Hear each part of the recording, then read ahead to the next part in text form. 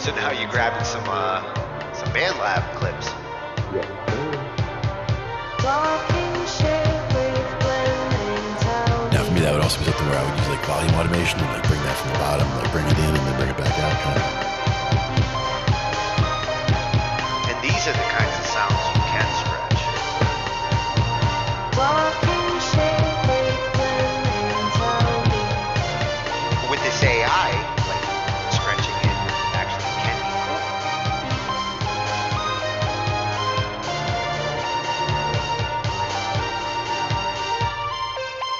Oh, that was perfect for the interlude too. Ends it right in the right I spot. didn't even notice. 40. Talking shit with Glenn and Tony.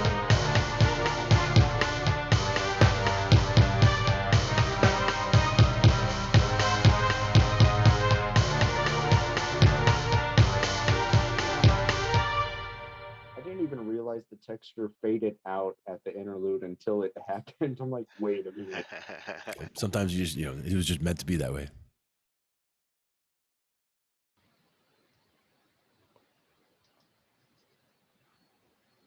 It was meant to be that way. Glenn said so. And we got a special guest tonight, Mayvi. Hey, how's it going? Hey, What's that? This is working. you. Oh, Glenn, you can go up. Quiet mic. Quiet, Mike? Or am I just not close enough? That's a little better. We'll see what I got. Yeah. And Mayvi helped us to kind of nudge our topic tonight. Vocal Unintentionally. harmonizing. Well, we were talking about harmonizing, and we're probably going to do a couple of different episodes for different types of harmony, but I think vocal harmony is the place to get started. Oh yeah, definitely. Absolutely. Seems like a good plan. And then guitar will probably be the next one. Wouldn't surprise me a bit. So I went and dug up a couple of videos last night as we were looking through things, and I think I got a good collection here.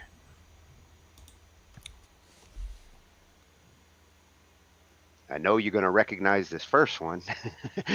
Oh, of course. One of our Yeah, favorites. it's been a while.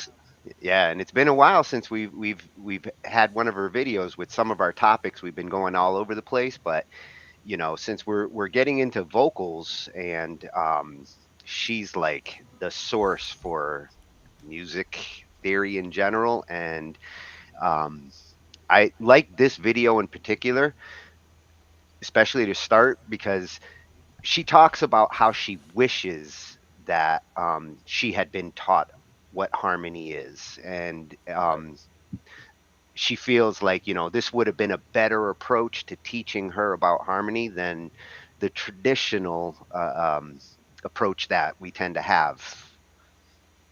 Figure it out. Yeah, Some would say a good way to start is by example songs, like ones that you would know, Twinkle, Twinkle, Little Star, things like that, starting with things like that, and then figuring out row, row, row your boat, that kind of thing, and trying to work from there. Oh, and we were going through a whole bunch of different types of harmony examples, from like old school 50s harmonies to 90s rap harmonies last night. Yeah, Nice. I love the Covering 50 style. That one's going to be coming from at Nari Soul, musical force on YouTube. Oh, yeah. And then after, we're going to take a look at the 7 levels of vocal harmony, which is featuring a cappella science. Oh, that's gonna be nice. Nice. Yeah. Well, and I was curious when I stumbled across this. Like, I didn't know how many levels there were, the different types of harmonies that you can do. So this will help us to understand, different approaches to vocal harmonizing. All right.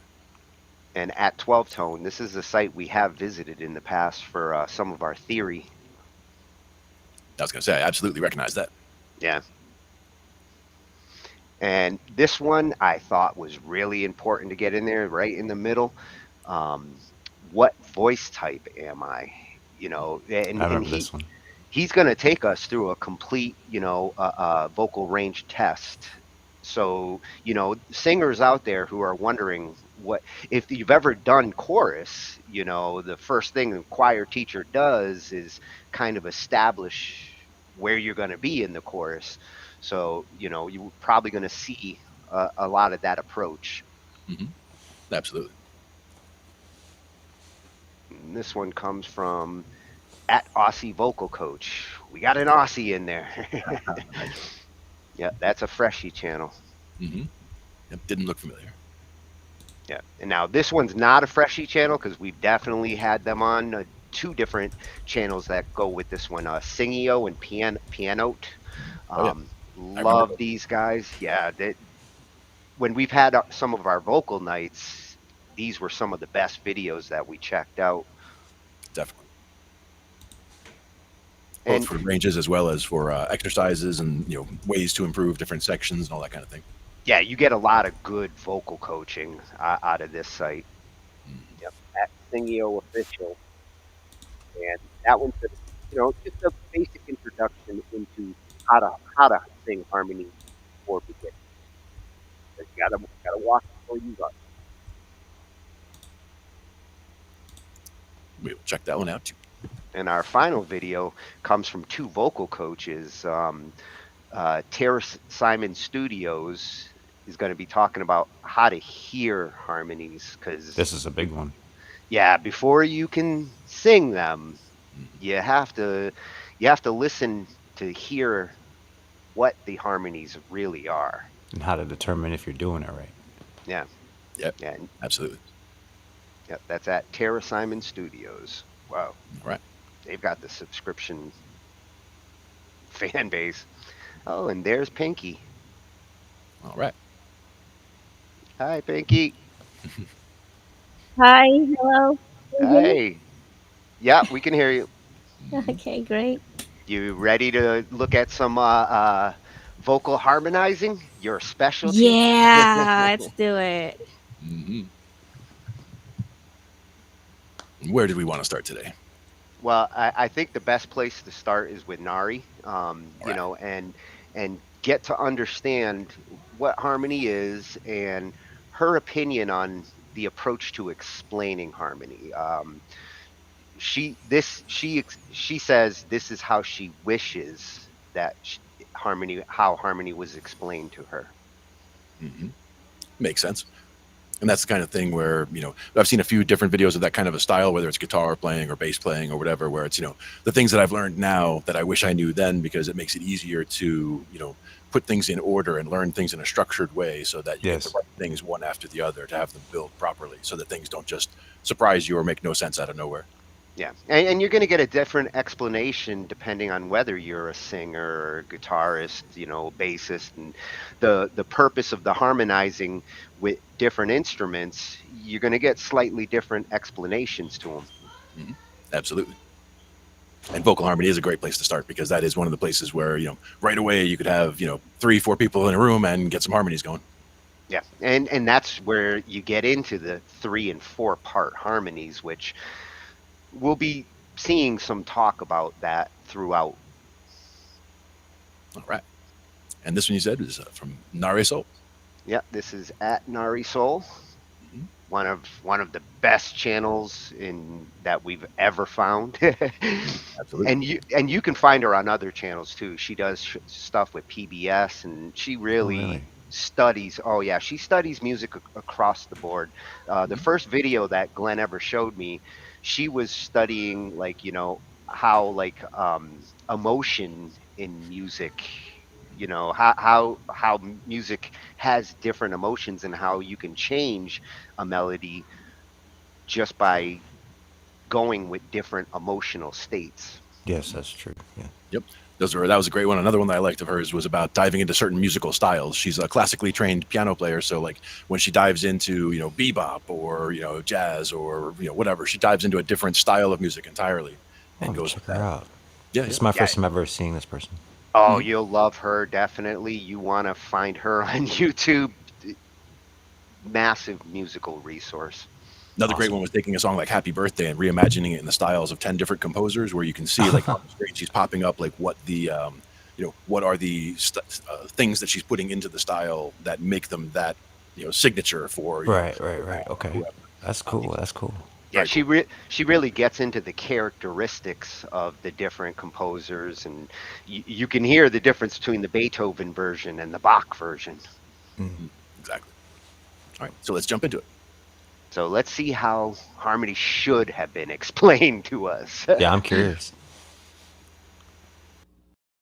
Narisol, I'm a pianist composer, and in this video I'm going to do my best to explain music harmony in the simplest way possible. I think a lot of textbooks and music schools tend to overcomplicate this topic a bit, so I was thinking to myself, if I were to keep this under 10 minutes, what are the most important points I would include to help make sense of this all? So this may not be the most comprehensive guide, but that's not the point. I'd rather give you the context in which you can use this knowledge to help support your music making, and more importantly, break free from thinking like there are all these details that you need to be mindful of and all of these rules that you need to follow. I also have a very special announcement to make, so look out for that in this video.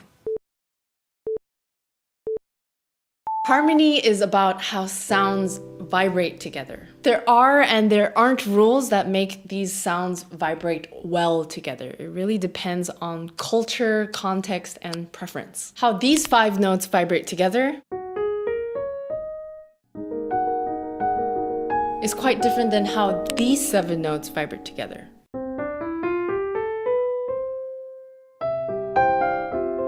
Which is one of the most important sets of notes in Western music. So much so that if you go to a piano and you just play the white notes, you're already plugging in to the 7-note scale, which is called the major scale. There are many ways to break up the distance between an octave.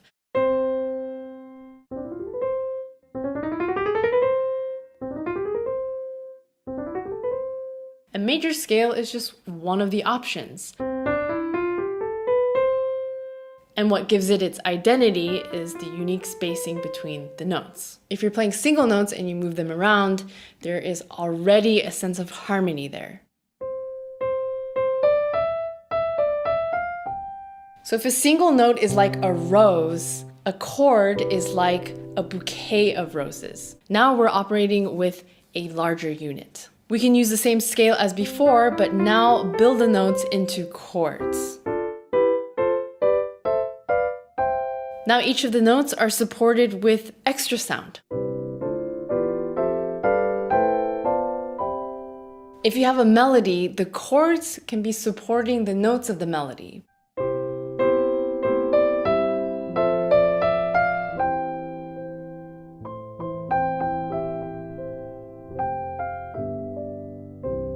The strongest note of a chord is very fittingly called the root, and it's like the base of a bouquet of flowers. It holds everything together. So the root of this C major chord is the C. When these root notes change with chords, this is what we call a chord progression. It's basically having groups of notes in succession of one another. A lot of times in school, we're taught to memorize these chords and we're thinking of them as a straight line. But I like to think of them more three-dimensionally, as if these chords are sort of orbiting around each other. Some chords have more gravity than others. And that's also why some chords are used more often than others. Like breathing in and out, having chords like 1 and 5 is like having an anticipation and then a release. This tension and release is what gives music shape. It's no different than how a good story has ups and downs, and this is what keeps you engaged. The amazing thing is that you can make these chords as big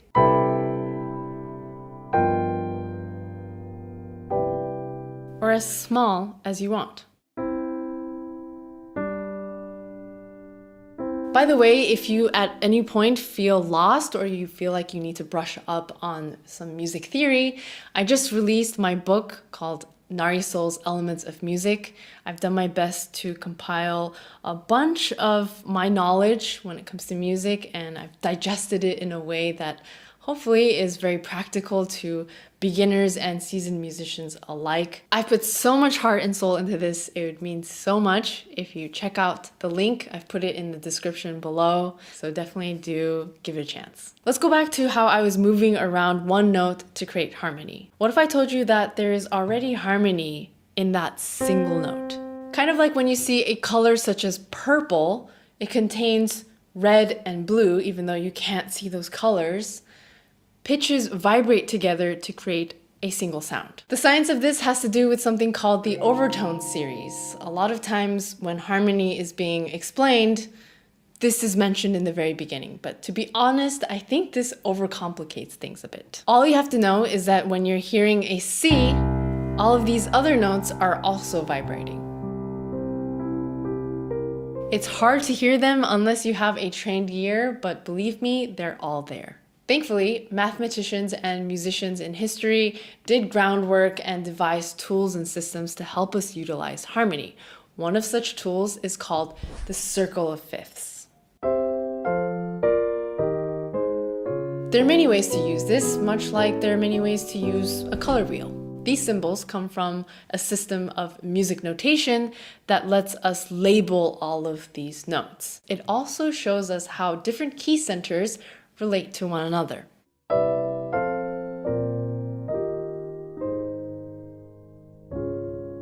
Again, it's really all about how different groups of notes vibrate together. This is what composers keep in mind to play with contrast. Think of the color wheel again. Sometimes we want to choose colors that blend well with one another. And sometimes we want to choose colors that are in contrast with one another so that they pop out. Similarly, sometimes we'll use key centers that blend well with one another.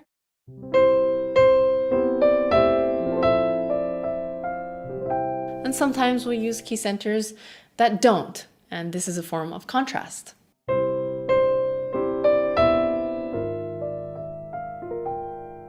Now, color is a very subjective thing. It really depends on context. It's the same with music. What sounds harmonious and settled is what we call consonant.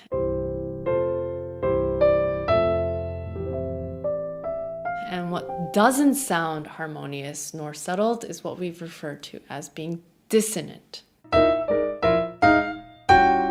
reason why something like this sounds more dissonant is because of the frame of reference we're in.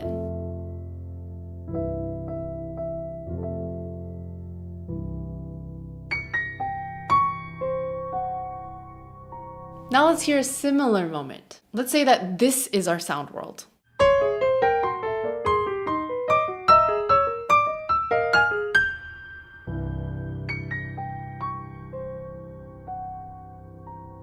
Perhaps that felt different. Perhaps less dissonant, even though in the previous example, it felt quite a bit more dissonant.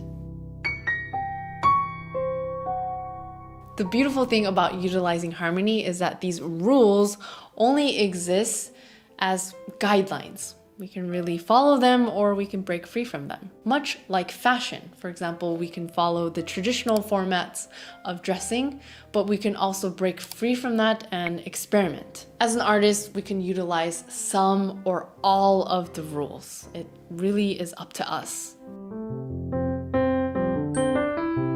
Hopefully that gave you some extra insights into harmony. If you want to dig deeper, do check out my book, Narisol's Elements of Music. There is a special discount happening. Thank you so much to my patrons on Patreon. If you haven't subscribed already, do subscribe, and I'll see you in the next video. Oh, do subscribe. She is Absolutely. worth a follow. Great information Always as love always. her info. Yep. Especially the I like her the blend versus contrast. Yeah, the way she describes it, like, you know, if a single note is a rose, you know, the chords are the bouquet. Yep, and how they support Yeah, each that's other, really different tones. It's really nice. Yeah, she has a way of describing it that's easy to follow. You know, for those who are a little hesitant to get into music theory, check her channel out because it's a very natural way to learn music theory without like having to cram it. Exactly. A very good style. And good examples. Hmm. Absolutely. Now, I think the next one we're going to look at is the 7 levels of vocal harmony. Yes. Did you know there were 7 levels? 7. Yeah. Well, there's not 13 levels and there's not 12. It's 7. 7 shall be the number of the counting. Well, and I mean, technically 7 notes. Mhm. Yeah, 1, technically 2, 7 notes, 3, right? 4, All the 5, 7 6, notes. 7. Yeah. Yeah. We have Diatonic. do, re, mi, fa, sol, la, ti, do. Yeah, go back to do. That's 7. Yeah. Mhm. Yep. There may be some correlation there why there's 7 levels. Mm. And especially with instruments that are, whether they're fretted or whether they have keys, whether they're stuck on those individual notes. Whereas a fretless instrument, like a fretless bass or violin, things like that, they can get to those tones in between. So they have a lot more flexibility as to what they can actually cover. But a lot of times that can sound dissonant. So you have to make sure that you're really on target when you're playing one of those instruments. Yes. And you heard the dissonance when she was playing those examples. This is the difference between what sounds harmonious and what sounds clashy. Is this working? Yep, Okay. you're good. There you go. Mic check. I'm curious, what's that? Look at all the Oh, the the different yeah videos on this channel. the pictures on the videos. It's Yeah. really catchy. Well, the cool thing with this channel is it's a lot of sketch description, so you really Yeah. see things visually because they sketch it out as they're explaining everything. And as you can Is that an see, elephant? they cover all sorts of theory on this channel. Mhm. This is She's that. using an elephant. That's how I recognized it. Yeah. Yep, this is Look coming from out. at 12 Tone Yeah, over on something. YouTube. A little something music theory. Something. And what we're going to look at here is the 7 levels of vocal harmony, and it's featuring a cappella science. Ah, a cappella. Well, This is it's the hardest harmony. impossible to talk about harmony and vocal harmony without mentioning, a cappella in it, because Sure. that's truly the science of vocal harmony. And also the hardest of harmony. It's the one that like you should strive to achieve to improve your vocals. You get good at it, and your backing vocals and your leads will all improve. Yes, definitely. It's helped me a lot.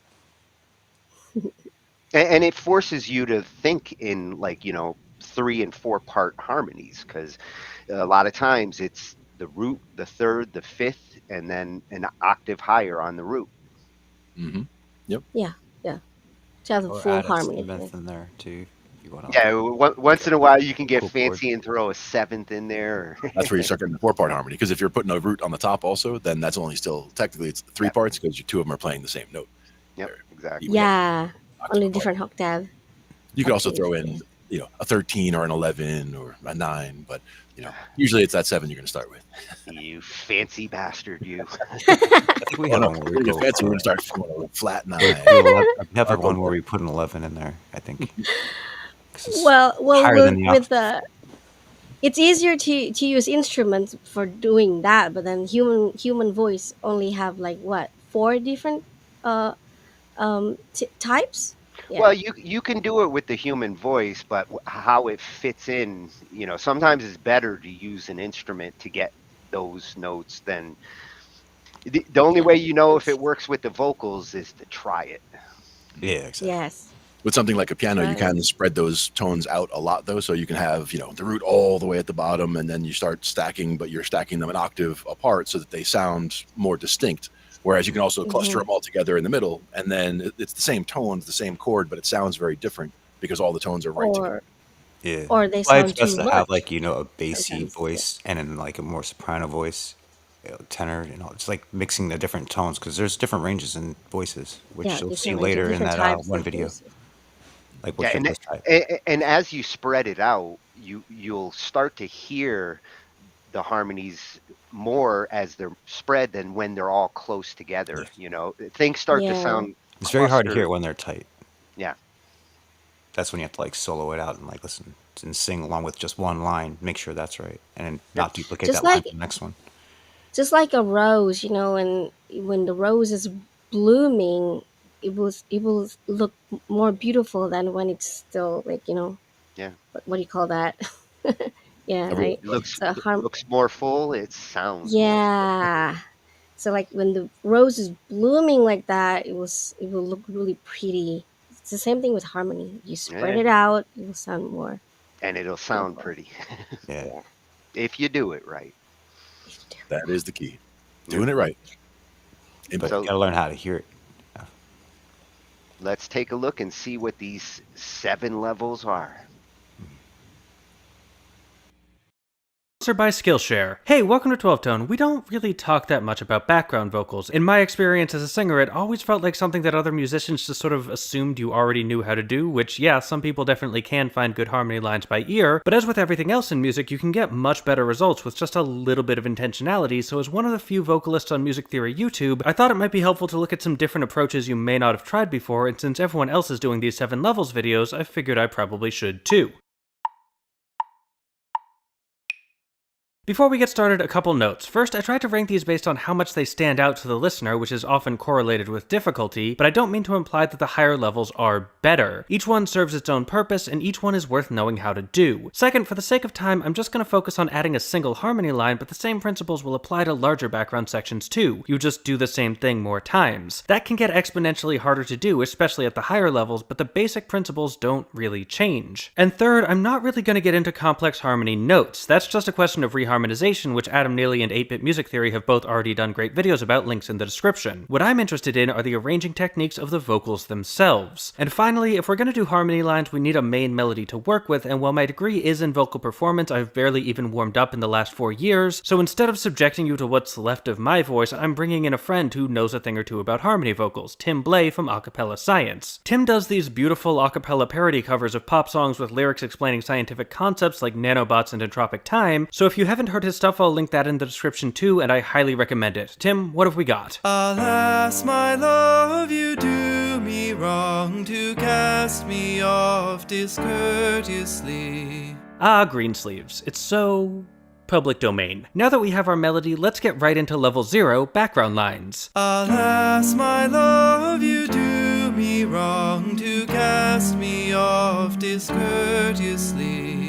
These aren't really harmony vocals because they're not connected to the melody, but it's a thing you can do with background singers, so I wanted to include it. In a background line, your singer becomes just another instrument in the band. Here I have Tim singing what are called guide tones, which are the 3rd or 7th of the chord underneath. Or actually, he's just singing the 3rds, but in principle you can use either one in a guide tone line. These are the 2 most colorful tones in the chord, so they add a sense of richness and character to the sound, whereas if he'd sung the roots... Alas, my love, you do me wrong to cast me off discourteously. It'd sound thicker, but a little bit empty. Don't get me wrong, root lines sound great too, but in progressions where the root isn't just moving by step, guide tones give you more options for smooth voice leading, because you can switch from the 3rd on one chord to the 7th on the next. You can also layer a bunch of these lines starting on different notes to create a choir effect, but I didn't want to make Tim record that many parts. And background lines don't have to be these long-held notes either, they can be anything you might do with a normal instrument. I could have had Tim sing some arpeggios instead. Alas, my love, you do me wrong to cast me off discourteously. Or do a cool rhythmic figure, but if we get into all the ways you could possibly write a background line, we're never going to have time for the actual harmony parts, so let's move on to level 1,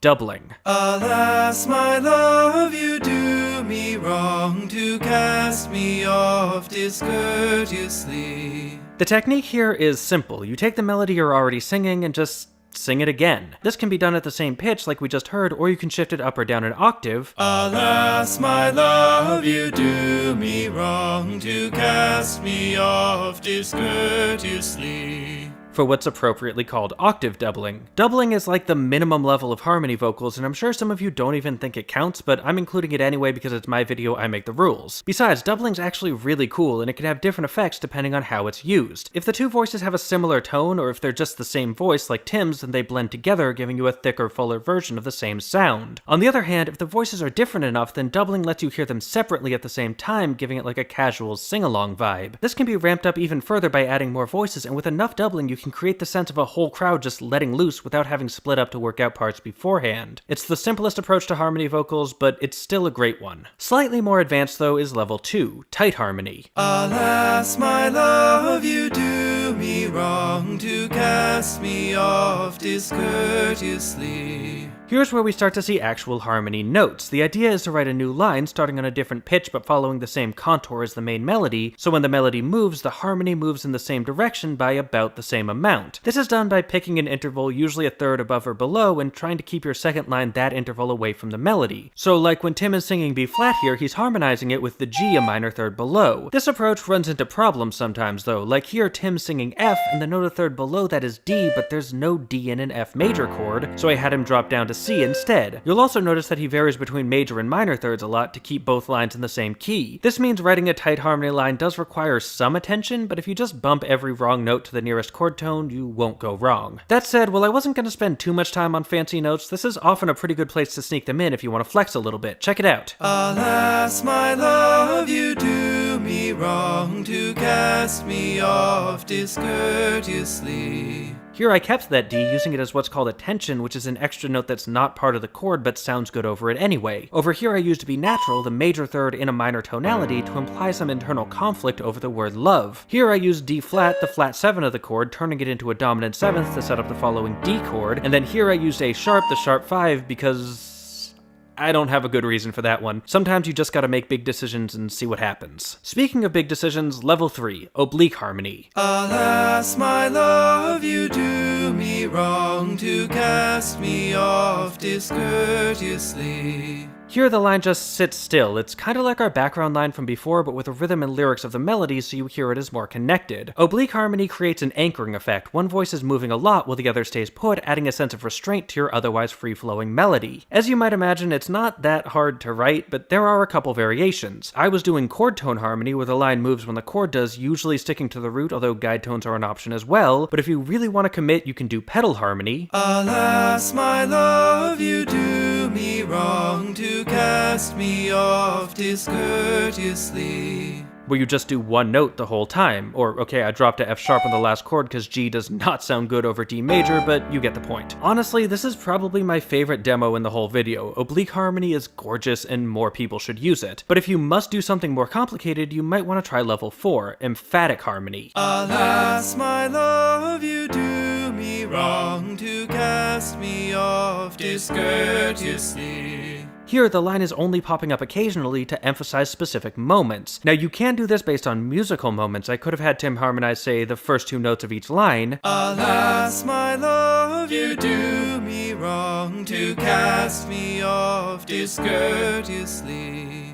But I feel like that's a waste of emphatic harmony's potential. No, what makes this level interesting is its ability to step outside of traditional musical concerns like notes, chords, and bars and engage with one of the most important elements of vocal music, the lyrics. What is the song saying, and which words play the biggest role in delivering that message? Greensleeves is about getting in your feelings about being rejected, so I keyed in on the words alas, wrong, and discourteously. These words are carrying the narrative weight of the line, so stripping out all the other harmonies and just shining a spotlight on them helps drive that point home. Plus, they're scattered in different parts of the bar, so punctuating them helps add another rhythmic layer to this otherwise pretty repetitive melody. And if we're adding rhythmic layers, then we have to talk about level 5, heterophony. Alas, my love, you do me wrong to cast me off discourteously. Okay, now things are getting weird. Heterophony is when you have multiple voices singing the same melody, but each of them is embellishing it differently. Like doubling, this can create a sense that you have a group of people just like hanging out and singing songs, but with heterophony, it's less rigid and more involved. It's not just one melody anymore, everyone's bringing their own thing to the table. So how do you write it? Well, you usually don't. I mean, I did for this video, but a lot of the time heterophonic parts are improvised. You give everyone the melody and just let them play around with it however they want. This does require trusting your background singer, but in my experience, background singers tend to be twice the musician their lead is anyway, so they'll probably be fine. You can also combine heterophony with other levels, like tight harmony, for even more interesting sounds. Real heterophony is pretty rare in Western popular music, showing up more in the traditional music of cultures like Thailand, India, the Balkans, and Ghana, but it does appear sometimes in jazz and soul music as well. From there, we move on to level 6, counterpoint. Alas, my love, you do me wrong to cast me off discourteously. Here, we're effectively writing a whole new melody with a completely different contour, and if that sounds tricky, good news. It is. Okay, that's not good news, but hey, if music was easy, everyone would do it. If you want to sound like, say, Jacob Collier or whatever flashy vocal arranger you prefer, understanding how to write a good counterline is essential. So what makes a good counterline? Well, the ultimate test is whether or not it can stand on its own. Many of our previous levels produce melodies that are just slightly worse versions of the lead, but if I play my counterline, Alas, my love, you do me wrong to cast me off discourteously. that's a strong melody all by itself, and it sounds nothing like the main one. But how do you do that? There's a lot of tricks to counterpoint, but my best tip is to try to use contrary motion as much as possible. If the lead goes up, your counterline should go down, and vice versa. Of course, if you do that mechanically, it's gonna sound mechanical, so this should be treated more as a guideline than a rule, and I didn't follow it strictly in my example either, it's just a good starting point. When you do move your lines in the same direction, though, you have to be extra careful, or else you might run into the dreaded parallelism. Now, what I'm about to describe is often taught as like a rule of music, so just to be clear, it's not. Those don't exist. But it is a helpful guideline when you're working with complex harmony parts. Basically, if your two voices move the same distance in the same direction, they kind of blend together momentarily into a single line. This is the principle behind tight harmony, and it works great there, but now we really want our counterline to stand out, so that blending becomes a bad thing. This is especially noticeable if those voices are a particularly consonant interval apart, like a perfect fifth or an octave. In those cases, moving in parallel means you completely lose that sense of independence, so if you ever find your counterline a fifth or octave away from the lead, make sure you use contrary motion to get out, or if you really need to go in the same direction, do it by a different interval. This isn't particularly hard when you're just working with two voices like I was, but the more you add, the trickier it gets, because not only do you have to manage the motion between your counterline and your lead, you also have to watch out for parallels between different counterlines. Adding more lines also means you can't just always use contrary motion, because there's only so many ways a melody can move, so you have to be careful about which lines are moving together at any given moment. It's not the end of the world if you get a couple parallels, but the more you can avoid it, especially on those strong consonant intervals, the richer and more complex your harmonies will sound. There's also a couple other official rules of counterpoint, like for instance your lines aren't supposed to cross, so if you start below the lead you should stay there, but I didn't do that in my example and you don't have to either. Rules are for suckers. As long as you're keeping track of the interactions between your lead and your counterline, you can pretty much do whatever you want, which brings us to level 7, complete independence. Alas, my love, you do me wrong to cast me off discourteously. Here we've just thrown the original melody out the window. It's different notes, different rhythms, the only thing it holds on to is the lyrics. At this point, we don't really have to worry about parallels anymore, because if we're not moving at the same time, our lines won't blend, but in exchange, we have to decide on a whole new kind of phrasing. The approach I used was to look for gaps in the melody that the new line could fill. When the lead is busy, the counterline makes space for it, but when the lead is resting, you've got room to shine. You can also combine this with the emphatic harmony approach, taking a particularly important lyric and splitting it out into an independent melodic line to really drive it home. Alas,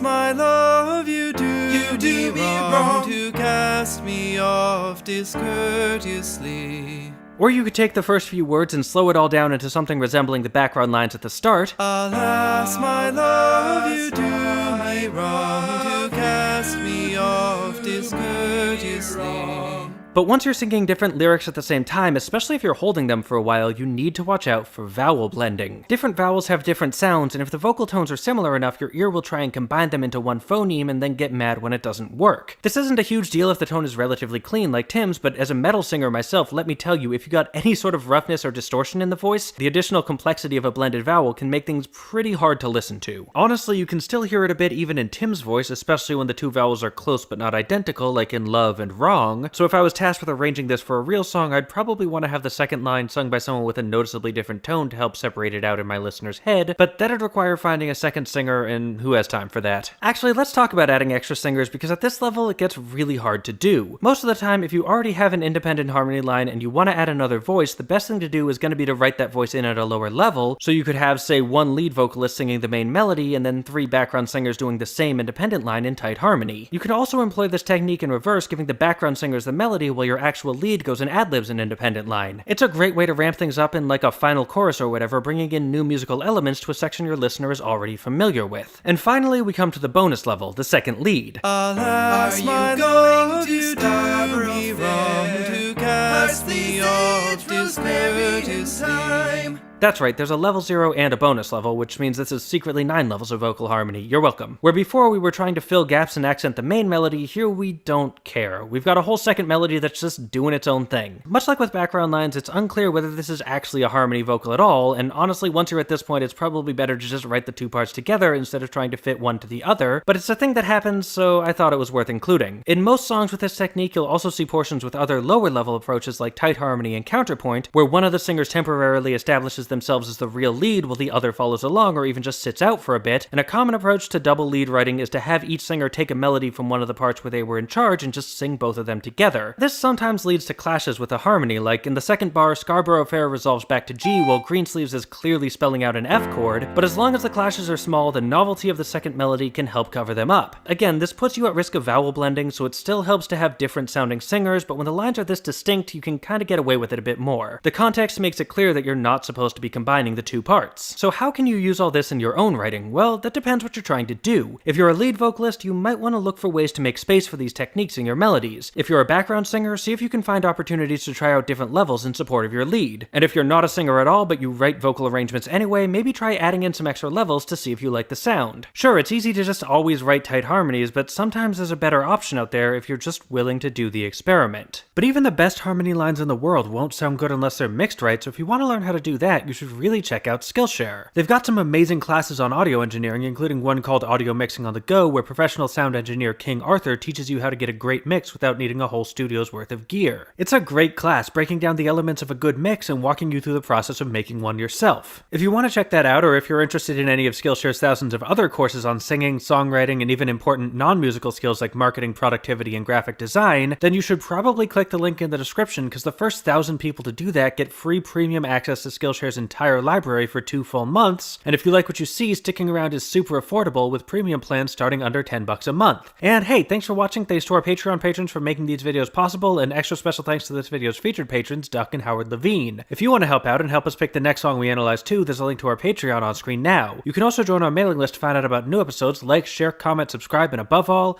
keep on rockin'.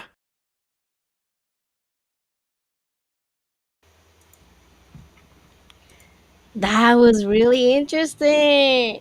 That really clarified a lot, huh? Oh yeah. I We love need it some so much. vocabulary for what we do. Well, and you know, all those different styles that we were looking at last night, he explained every single type there. Like those 50s kind of harmonies, were in one level, and like the rap harmonies that we were looking at, that's where the emphasis Yeah. technique really works.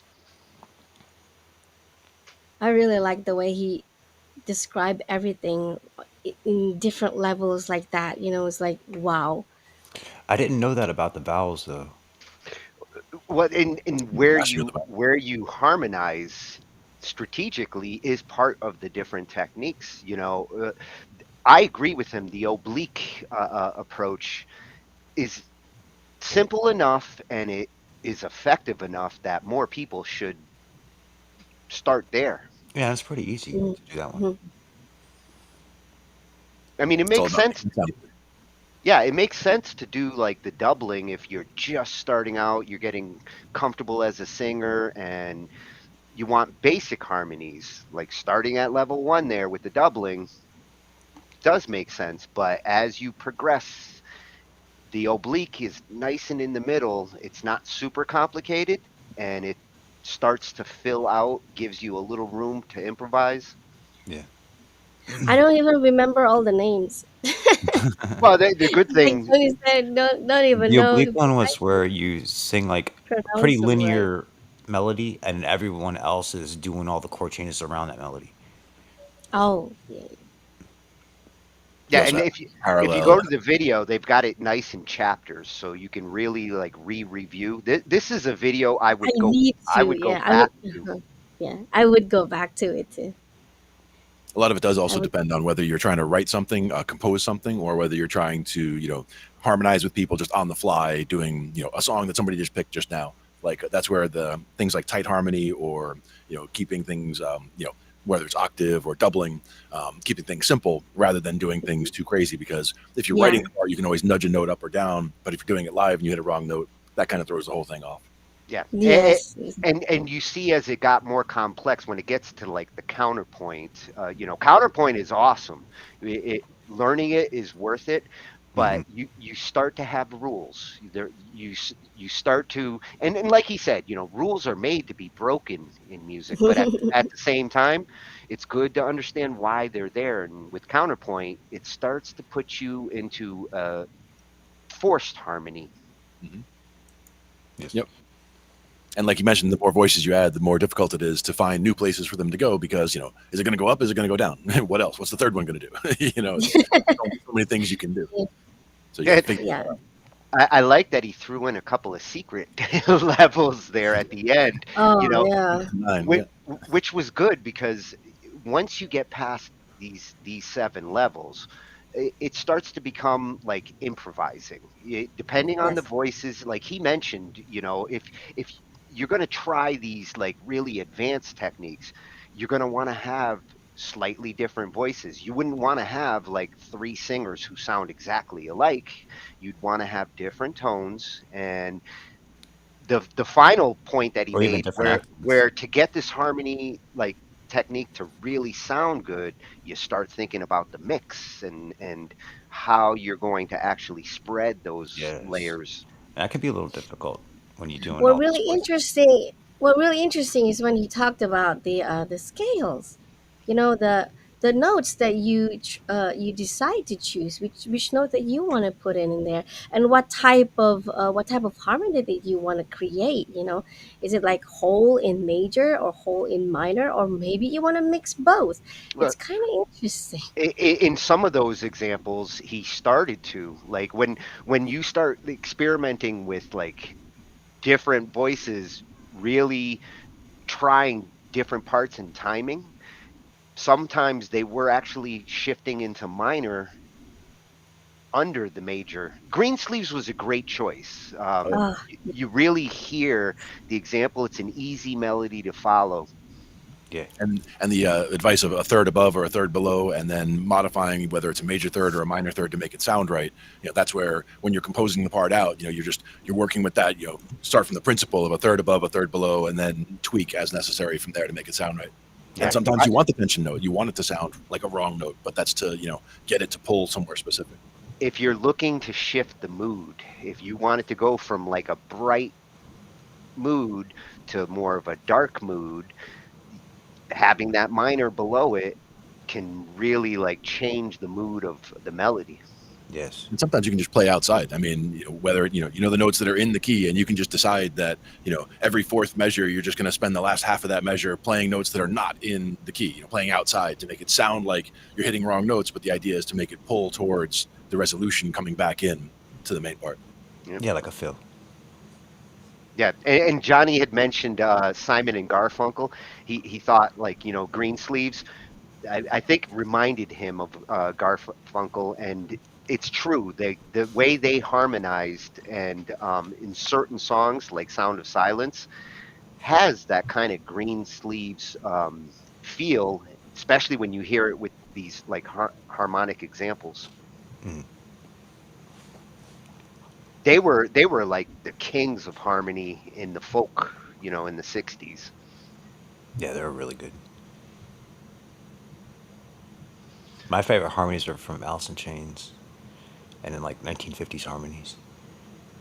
Mamas and Papas was good too. I like theirs. Oh yeah, yeah. We were looking at them last night. Mhm. So now that we've started to understand, those levels, what we were talking about last night, Pinky, about like a singer understanding their range mhm. and like where a singer fits into the harmony layers. If you've ever done like chorus and had a chorus teacher like listen to your voice and decide whether you're, an alto, a tenor, a baritone, or a soprano. Yeah, Um, I've been there. these are the kinds of tests that singers should do when they're starting out to get to know their voice, as well as learn their range, Mhm. where their voice starts to break on the bottom side and on the top side. Trying to figure out where Well, everybody fits. Yeah, yeah, this really important to know your vocal range. Where is your vocal range? yeah. And where do you fit in the choir Yeah, of in the harmony? harmony. Yeah, And even just really understanding important. things like, head voice, mixed voice, chest voice, like all the different ways that you can modify your voice to cover your full range, because you can get from very low to very high, just using different techniques. Yep. Even like being more nasally for like a barbershop sound on your tenors and stuff like that. There's so much things you can do to like get different tones in your harmonies. And to to We'll fill revisit out the your overtone part. singing too. Yeah, filling out your part by using those techniques, Hmm. especially with bass. Like, in order to get that like lower end, sometimes the breathing is part of it. Yes, yes. Takes more air to breathe to sing low. Yeah. Take it from Glenn. It does. It takes more air to sing low, you said? Yep. If I try to sing low, I can't. Like if I try to sustain a low note rather than a high note can be. I can hold it longer, I would say, than a You low note. you But I know, don't for sing me, very. I can hold a low note very long, but when I go to like real high, I collapse like halfway through the note if the notes are really long. Well, That's there's just more part But there's a of more low the note, I stress. have no See, it problem. depends on your vocal range. So, yeah. Yeah, mine's not that high, but I try. Yeah, there's more stress when you're singing high. Yes, definitely. And I feel like less airflow as well. Like if I'm singing low, it always feels like it's more airflow. Yeah. Oh, So this one's going to be I coming kind from of feel the same too. at Aussie Vocal Coach. We finally got an Aussie in here, Glenn. And he's a vocal coach. Nice. With the vocal range test. Yeah, and with his channel, like he's creating fun and effective vocal workouts and warm-ups to help improve your singing. I like the philosophy. And Well, those of we you talked about watching, you should go ahead and do along with this video. Yeah. Yeah, do along. Yeah. I want to know your vocal range. Well, I think everybody who wants to be serious as a singer should at least define themselves here. Take this test. Mhm. Even if you didn't study, it's okay. Yeah. You don't need to study, you just need to do. What voice type am I? A I think complete you're. test. Ian Castle here, your Aussie vocal coach, and today I'm going to help you determine what your voice type is. Now, whether you are new to this channel or a very long time subscriber, you are probably aware that I create vocal workouts and warm-ups for different voice types. Now, as a singing teacher, I have a duty of care to make sure that you don't hurt your voice. This is why I create exercises in specific ranges based on voice classification, or as it is known in the classical world, vocal fach. Now, for the purpose of simplicity, we're going to explore the 6 major voice types: bass, baritone, tenor, alto, mezzo, and soprano. There are subcategories of each voice type, but those are best determined with a qualified teacher in person and really only applicable in the classical world.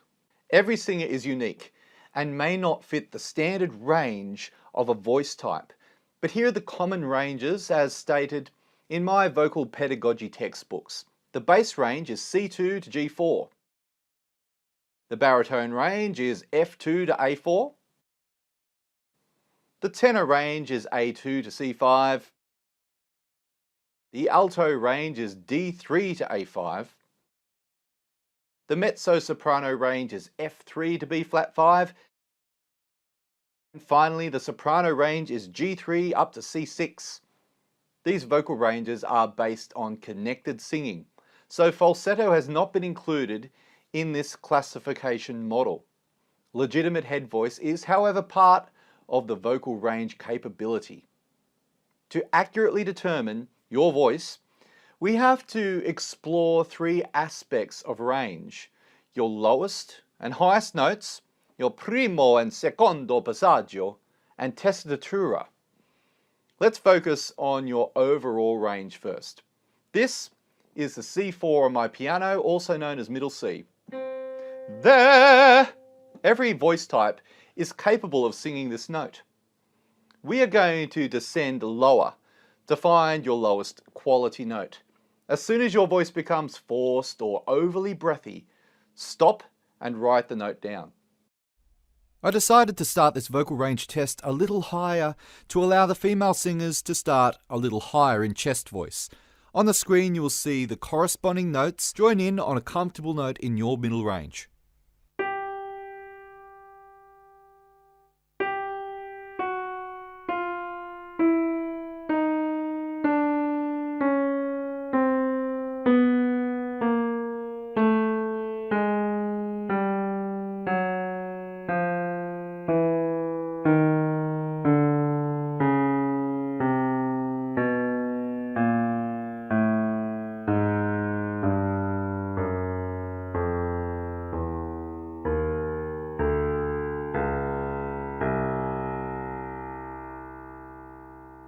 The next step is to determine your highest quality note in head voice.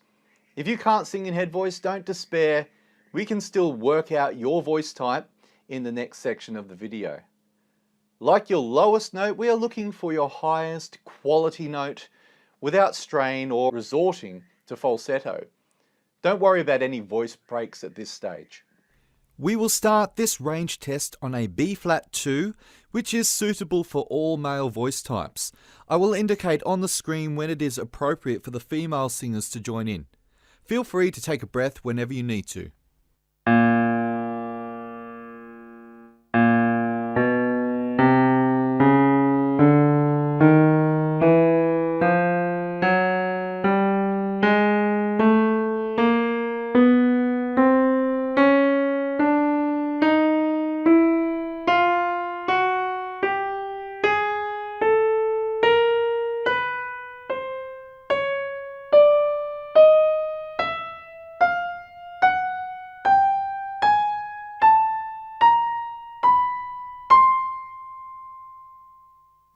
So now you have your lowest and highest quality notes. By looking at the voice classification chart alone, it can give you a good idea of what your voice type is. If you have a large vocal range, you may find your voice is capable of singing notes in more than one vocal fark. For example, my lowest note on a good day is E2, which puts me in a bass territory. However, my highest head voice note is C5, which on paper suggests that I could be a tenor. This is where it gets a bit tricky, and someone can be misclassified just like I was as an 18-year-old when my first teacher said that I was a bass. To accurately determine your voice type, we need to find your primo and secondo passaggio, your first and second transition points in your voice. The primo passaggio is where your voice transitions from chest to middle or mixed voice. Here's a table to show you where these notes approximately lie in each voice type. A bass voice will transition at about A-flat 3 to A3. A baritone will transition at about B-flat 3 to B3. And a tenor will transition anywhere from C4 to F4. For the female voice types, it is slightly different. An alto will transition at about a G4, a mezzo will transition at around F4, and a soprano at about E-flat 4. This suggests that lower female voice types tend to have larger chest voice ranges. Let's do an exercise to find your primo passaggio. What you are looking for in this exercise is the rising of your larynx.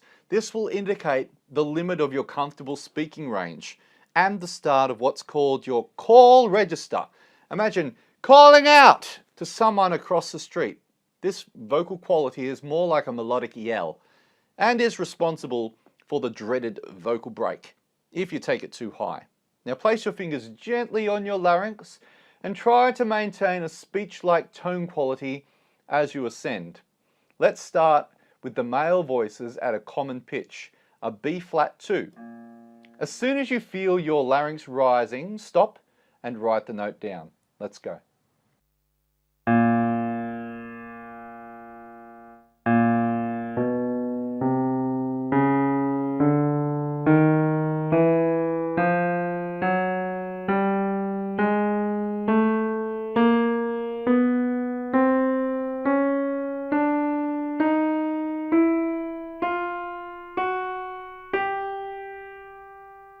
Now it's the ladies' turn. We are starting on an A3.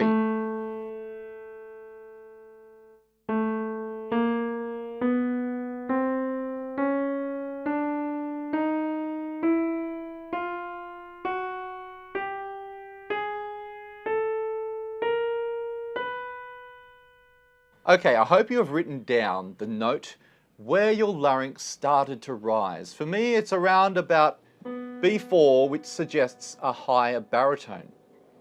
The secondo passaggio is a transition from middle or mixed voice into head voice. This will usually occur at about an interval of a fourth above the primo passaggio, but it can fluctuate. To test where this point is, we're going to descend from a note in pure head voice. You will notice a resonance shift or a small break when you hit this point. Make sure you don't try to force or overly control your voice as you descend. Stay relaxed and write down the note where your voice changes or wants to grip. Let's start with the higher ladies and descend through each voice type range. The starting note for this test is a G5, which will suit higher female singers. Join in when you can sing a comfortable head voice note and stop when you feel or notice the resonance shift.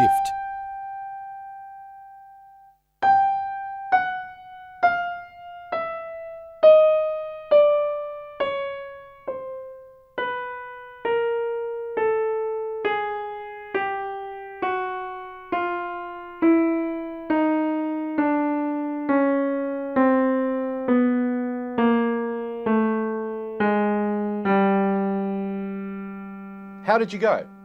You should now have two notes written down, your primo and secondo passaggio notes.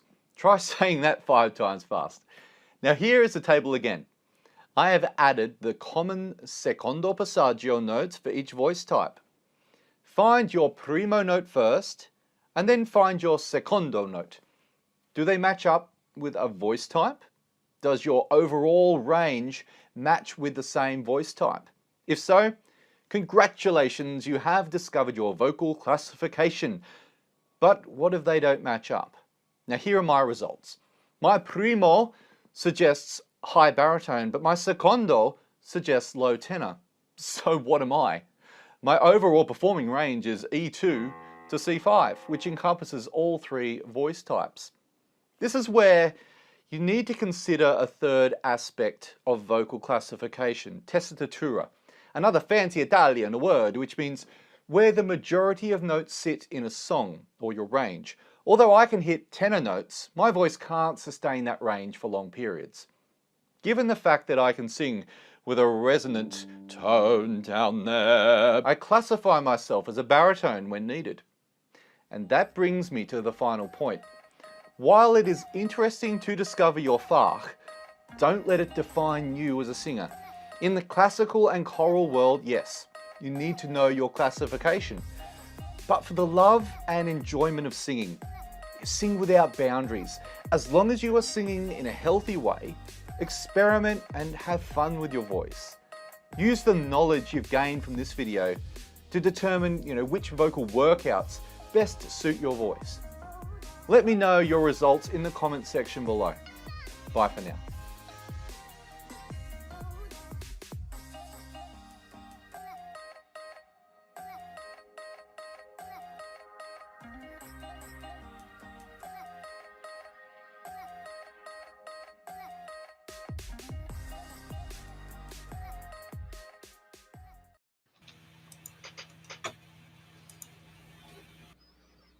Oh, For an Australian, he has a pretty good Italian accent. Primo e secondo passaggio. Something like that. Yeah, he's been practicing his Italian. It helps.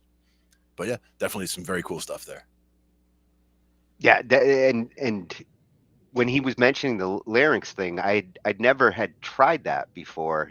Yeah, I saw you trying it too. Try to see where that is. Yeah, I know my voice is very low, and the thing is that I feel like, I mean, the C2, that's way down there, right?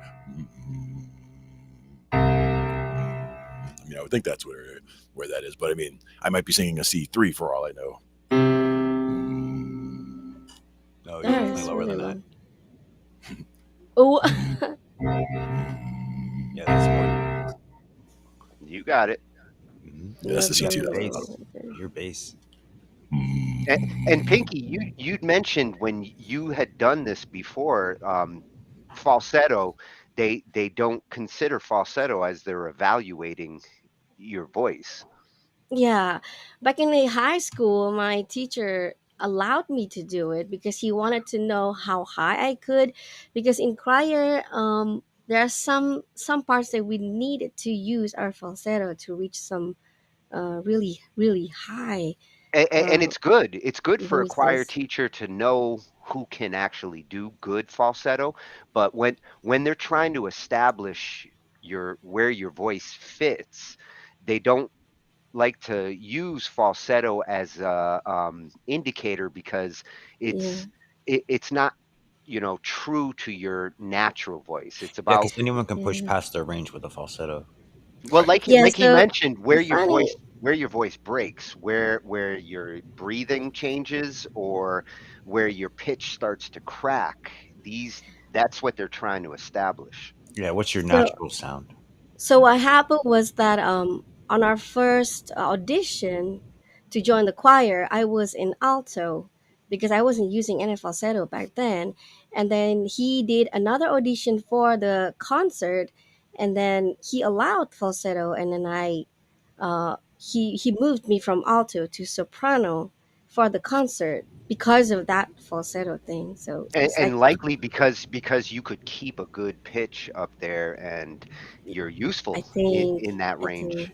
yeah And also, they probably needed a voice to cover that. And if they didn't have it by, going through the regular ranges, if nobody could cover that particular yeah part, then somebody using falsetto to cover it. It's more of, like you said, an arrangement for that particular show or event, rather than it being classifying where you belong with your voice. As far as that goes, a lot of times they're looking at what they yeah. have as a teacher with a choir, for example. Because yeah, because choir is different, right? With the like the regular singing genre, choir is different, a little bit different, where you are required to use falsetto at some point. But I think yeah, this video is more general because everyone can use this vocal range because it's more general, which is yeah, this is the right one. It's You a have to it's a use good yeah approach. yeah He is a yeah good vocal coach. This is the standard approach. Mhm. yeah. Yep, that And I was always knew I was a bass. Because that. you were based. Surprise. Yeah, that's at Aussie Vocal Coach over on YouTube. And now we're going to take a look at an example. Mavi, you and Pinky have been working on a piece where there's a lot of harmonizing going on in this piece. Yes, Yeah, yes. It's a lot. a It's lot. 3 and 4 part harmonies. And you've broken it down. Best to my vocabulary. But yeah, pretty much. Let me to the tab here. All right. The vocal is not completely edited. We left it just like this without editing or whatnot. Yeah, Now, because we when wanted. you started this, you started with your like root tracks, right, What I Mavi? started, yeah, was this line here, and I did doubling on a lot of everything. The leads I do doubling. I do doubling. We did doubling on her leads too, and we're actually singing the same pitches here for that one harmony type that the guy was talking about. So I'll go ahead and just play this line real quick so you can hear how it sounds. Hello, dear stranger. You are the natural one. We're getting a little breakup. Are you? Try refreshing it. Sometimes when that happens, refreshing BandLab will clean that up. Okay. Is it still streaming? Yeah, if not, then like the effects sometimes get in the way and cause that like glitchy. Oh, is it the sample rate? Let me see here.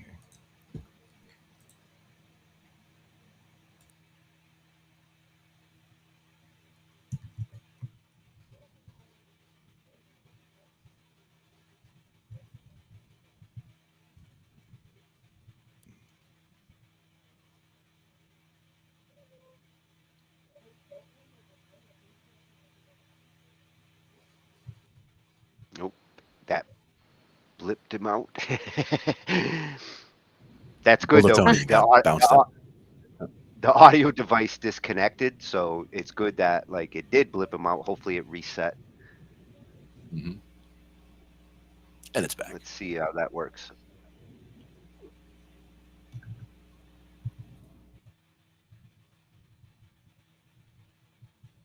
Oh, and pull him back up. Yeah, let's see if that fixed that.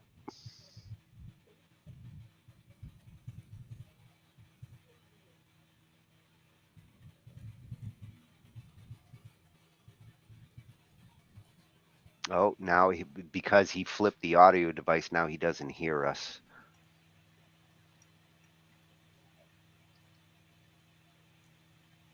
Oh, he can hear us in BandLab stream. Yeah, you might have to refresh restream to kick it back in. How's that working? Can you hear us, Maybite?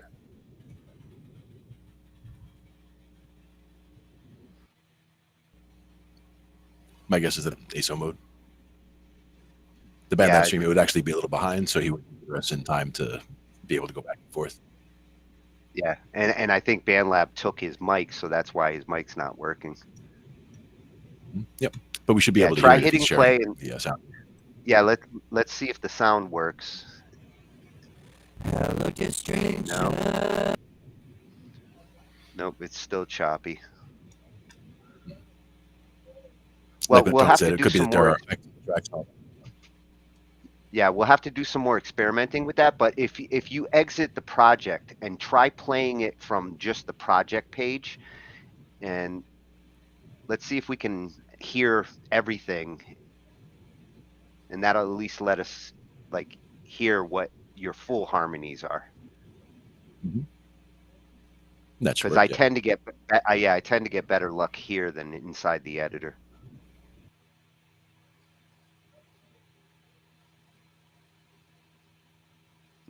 We're teasing the BandLab muse.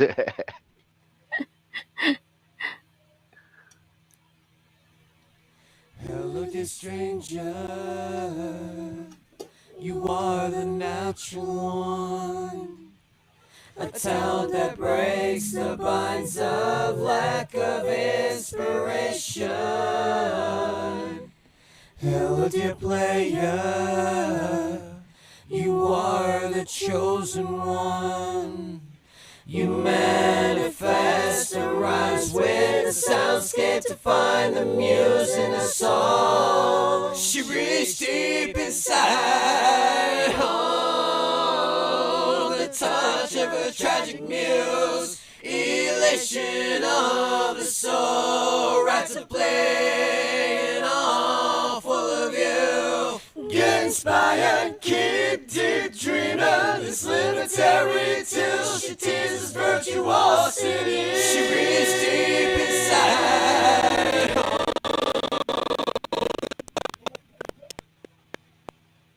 Well, at least it got through it. I love how you added that extra bass on the last part. You brought in the extra boom with that second bass track. Yep, bringing it in the bottom. Yep.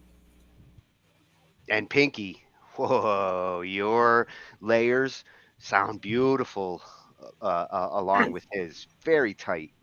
Thank you. This is not even finalized yet because I still hear like a couple of melodies I can fit in there, but then I don't want it to sound like too much in a way because this is not an a cappella song. This is it has instrumentals at the back, but yeah, um, for now the Well, harmonies are all that. it's nice to hear like the strength of the harmonies here.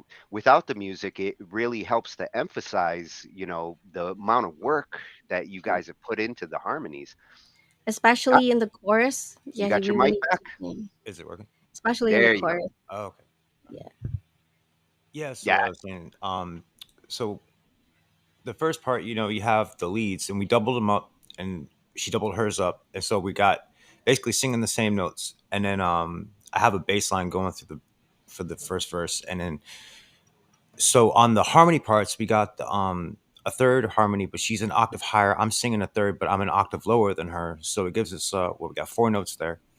And then in the chorus, we added the seventh harmony line. So then we and got that's why it gets so full yeah. there. So we got the root melody plus her root melody singing the same thing with me, and then the bass line, a third and a seventh, and then an octave third and seventh. So we got this huge full sound, and then I throw a variant one, which is kind of higher than the octave. So it's like on the, I guess you would call that like the 11th and or the 13th, something like that. Oh, So we got you this went variant one. fancy Glenn style.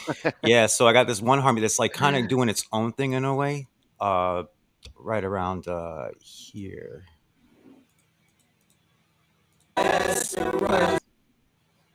right here, So it's kind of choppy now. She reached deep inside. right there. While the other ones are going down. Well, and by using these different techniques on the different parts, it really does help to differentiate the parts themselves. Yeah, and it's mixed pretty good. I mean, it could use a little bit more tweaking on the mix, but you can hear it as a chord. 'Cause Well, when we it's first did not it, it's like even it was mixed yet. some of them were like really really really loud. You couldn't hear all of them. Yeah, Yeah, it's not it's fun. not mixed at all. Well, No Well, it's a mixing. preset, lot better no than it was when nothing. we Yeah, recorded it. yeah.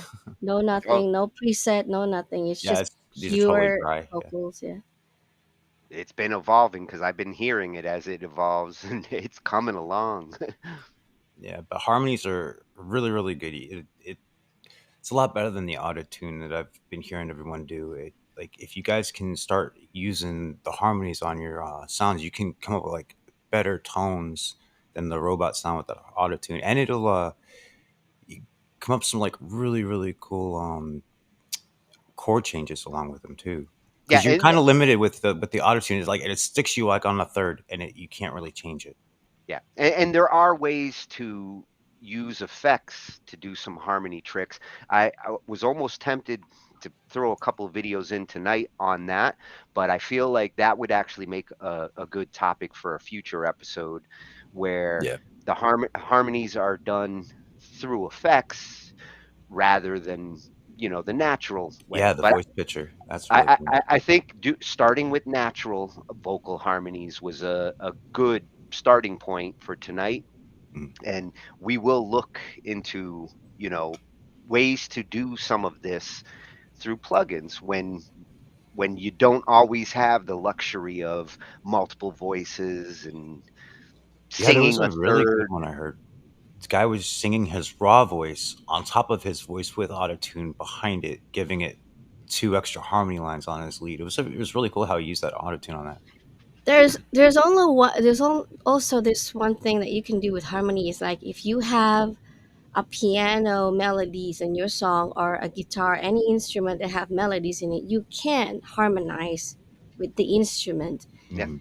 Like yeah, the piano can be your harmony or you can be the harmony of your piano. which I've heard you do. I've heard you harmonize Yeah, the guitar parts, which yes. sounds So really many cool. times Yeah, there is I actually a guitar harmonize. harmony in this song, but we took the music out. It actually goes on the chorus. I got the guitar harmonizing with the Oh, whole in cascade right here. time will in only time will tell. Right in the chorus part, right in the bridge part, we Oh actually yeah, yeah. harmonizing with the guitar.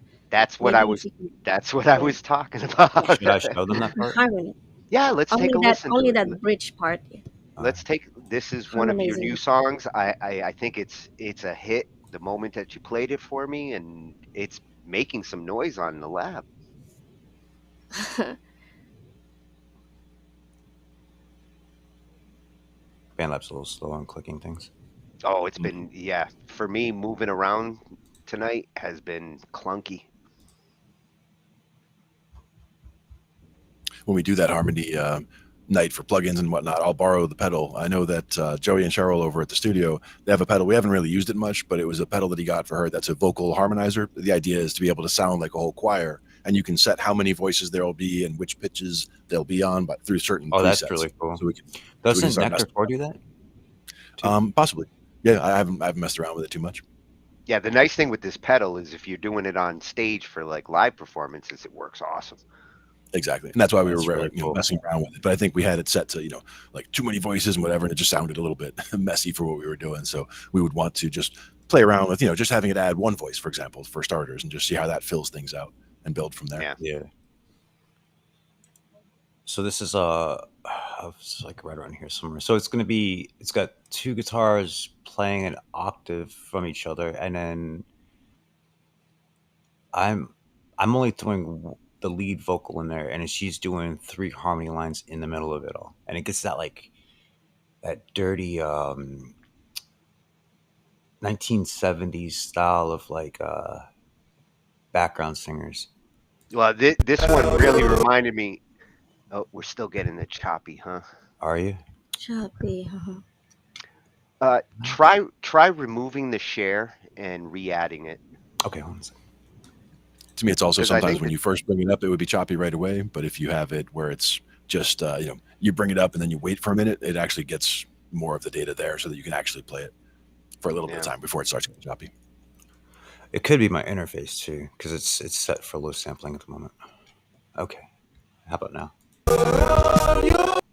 Nope, It's still. still choppy. Still choppy. Let me try one more thing.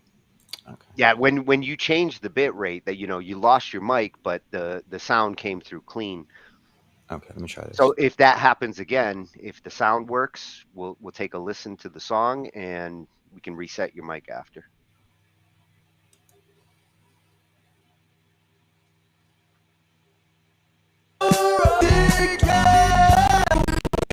Nope, Not working. it started to.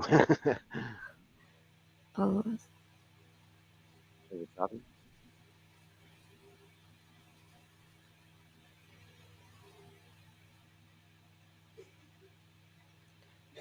Yeah, No, we now can't hear it has anything. no Yeah. audio. No audio.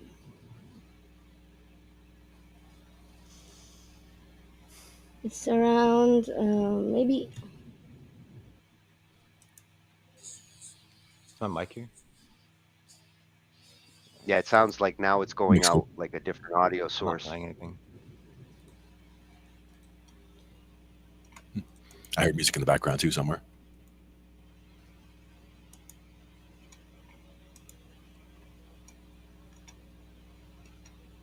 He'll bring the share back up. Yeah. Hopefully a refresh does that. Mm-hmm. And then we still have 2 more videos to get to after that. So Not like Try it again. Yeah, we'll give it one more shot, see what we get, and Can you hear me? yep, Yeah, we we can can hear hear you you. good. Okay. All right, let's try this one more time.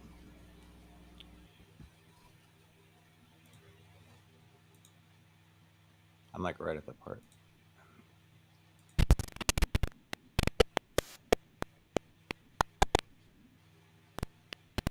No. Yeah, we still can't hear anything. You can't Maybe hear it? Tony, you can play it. I'll Yeah, see. is it a private link or a public one? It's public. It's It's public. Drop it in the chat, and I'll try playing it from here.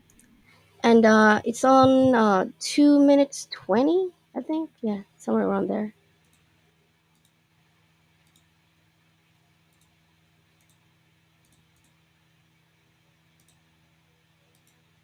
Yeah, I send you the link. Alright.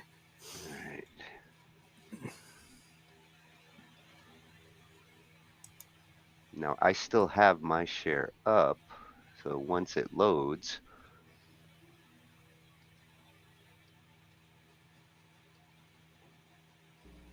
And that is the trick today, getting it to load. Yeah, I think my audio interface is not good for streaming. well, and BandLab might be taking control of it, which might be causing the. Come Yeah. on, BandLab. I don't have my DAW open, do I? No, I don't. Maybe in one of your show you got to talk about BandLab loading. Oh, we've got a couple of shows to talk about that. Don't get Tony started. Yeah. He'll just keep going and going. Yeah, I saw BandLab Community's post yesterday, and he says like, you gotta give your old computer an appreciation for staying with you when it loads like that. And I was like, I gave a comment right there, and I said, most of the times it's not the computer. Most of the times it's just the internet connection. Yeah, that's the problem with an online DAW sometimes. Yeah. Okay, I'm going to bring the share on, and I'm going to mute myself because I'm pretty sure I'll cause an echo.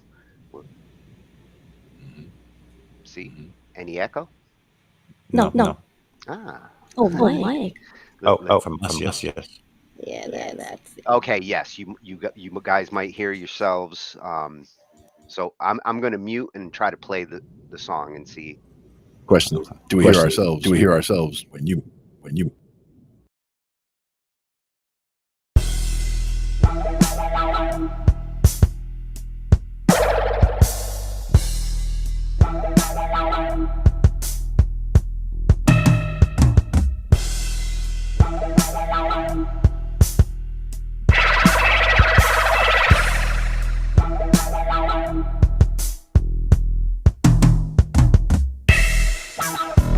I'm pleased to meet you, I'm foreshadow, and these are my locked doors.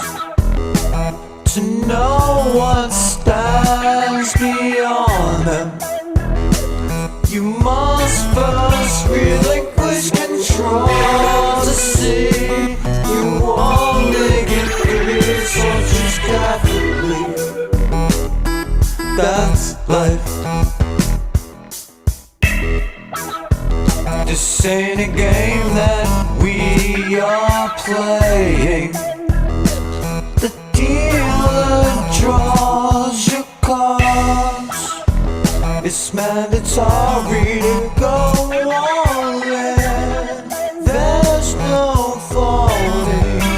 Now that you know, you are ready to begin your journey.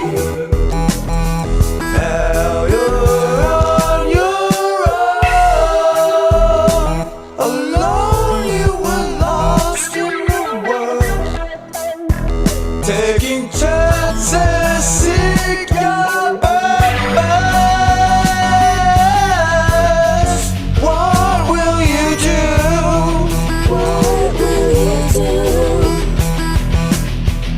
Spin your life around under faded blue skies. I wonder where you are, you must be lonely. Only time will tell. You're staring closer to the stars in the night. Connect the dots to you, my one and only. Tossing wishes and wells. Fate will not bargain. It ain't gonna bargain. You way too long to slow down. You ain't gonna get around it.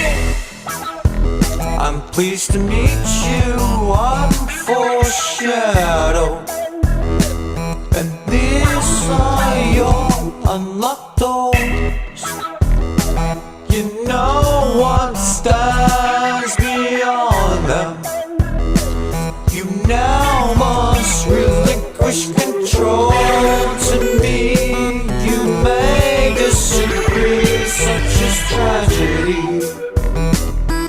that's life. I'll say the game that we are playing. The deal was drawn in your cards. It's mandatory to go all in. It's all unfolding. You already know. You are ready to begin your journey. Now you're on your own. Alone you were lost in the world. Taking chances, seek your purpose. What will you do? What will you do? Spin your life around under faded blue skies. I wonder where you are, you must be lonely. Only time will tell. You're staring closer to the stars in the night. Connect the dots to you, my one and only. Tossing wishes and wells. They will not bargain. It ain't gonna bargain. You way too hard to slow down. You ain't gonna get around it. Spin your life around under faded blue skies. I wonder where you are, you must be lonely. Only time will tell. You're staring closer to the stars in the night. Connect the dots to you, my one and only. Tossing wishes and wells. Spin your life around under faded blue skies. I wonder where you are, you must be lonely. Only time will tell. You're staring closer to the stars in the night. Connect the dots to you, my one and only. Tossing wishes and wells.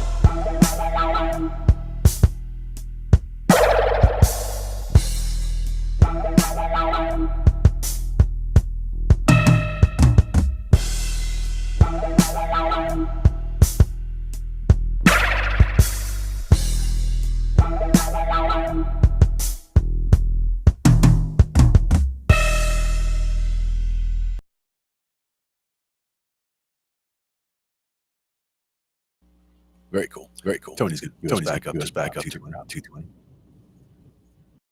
Ready to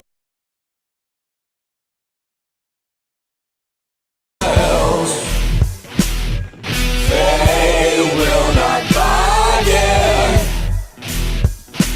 It ain't gonna bargain. You way too hard to slow down. You ain't gonna get around it. I'm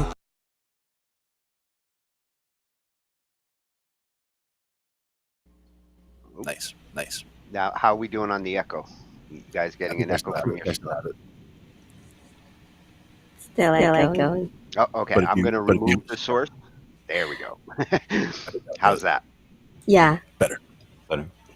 Yeah, so that was the part, the bridge part. We have 4 layers. Actually, only 4 layers. But then it sounds full because Mavi had his bass going forward, and then me on 3 harmonies at the back. So that's And how the it two sounds. guitars are doing the same And line. yeah, we're doing harmonies with the guitar melodies because the guitar are doing harmonies as well, and we're harmonizing with the guitar. That's the reason why it sounds like there are only 4 layers of vocals, but it sounds more full because Well, and it has a yeah, nice because of that. swell. Like it swells with the harmonies. Mm. It's like the swell comes from the slide, like sliding up to the note. Very effective use of harmony. I'll tell you, like you've passed the test. The more I listen to it, the more I like it. So that's the sign of a That's a good good thing. song. Well, look That's at really the good. you're already up to 1,000 plays. I just put it out, what, 4 days ago, 3 days ago?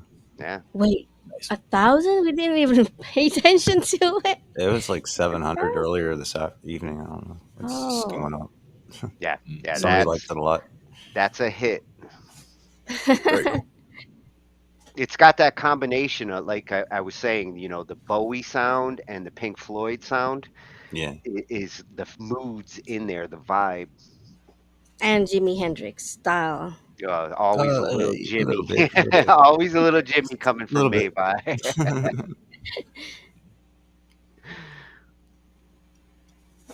So Very cool.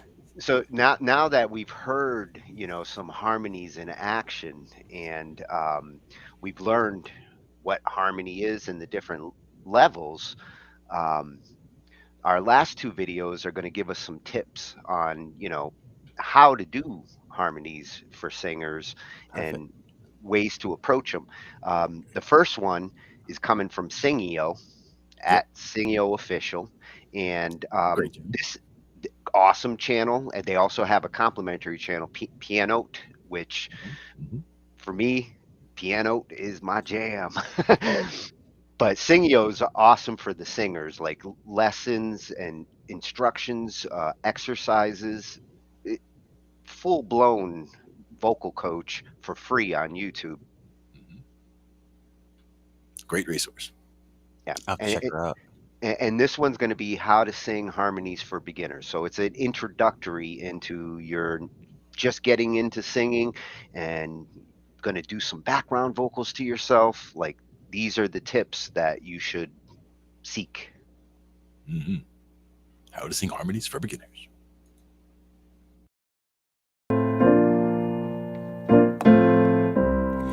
And I'm free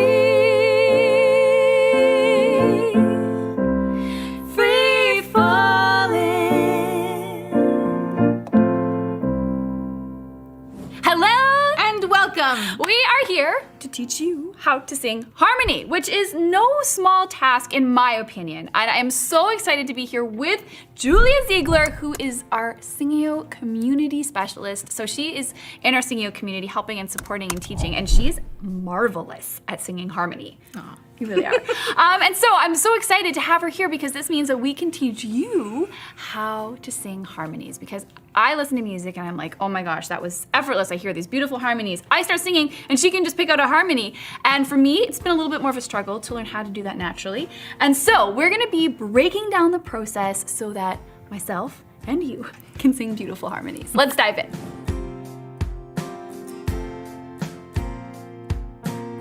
So what is a harmony? A harmony is basically two or more notes sung together at the same time in a way that's pleasing to our ear. So if I were like, ah, oh, that is so lovely. So that's a harmony in a nutshell, but how do you get there? So harmonies are created using something called intervals. Okay. And intervals are basically the distance between two notes. So in order to create a harmony, you have to find two notes that sound good together. Like, okay, do a third maybe. We love that. Beautiful, beautiful. So if you end up on a note that sounds not so good together, like Too close, it's too close, it doesn't sound good.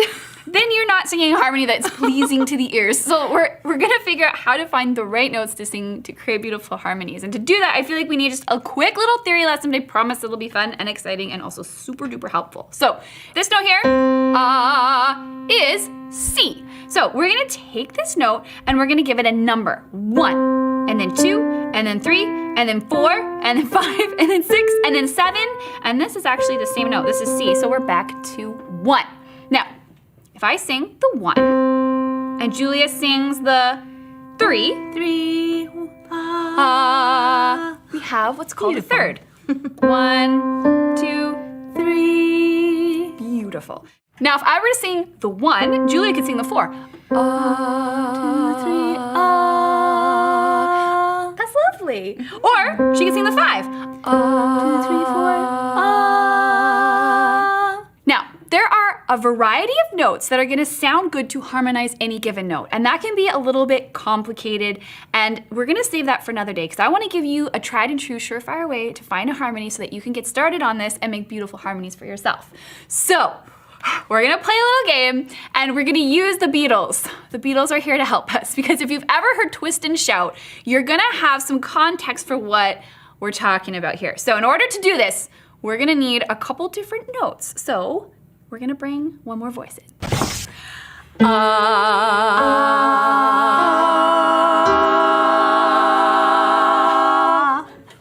Okay, so thanks to the Beatles, many of us will have a reference point for that Twist and Shout song and that really fun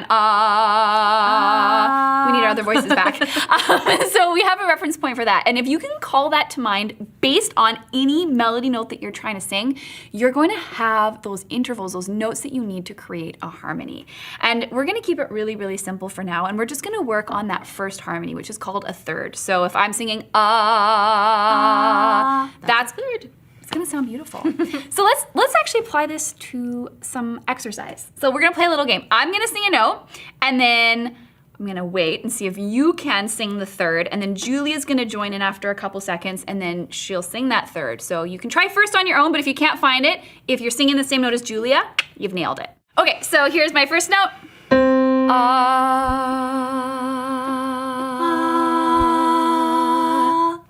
Okay, and then let's do this one. Oh, it's slow.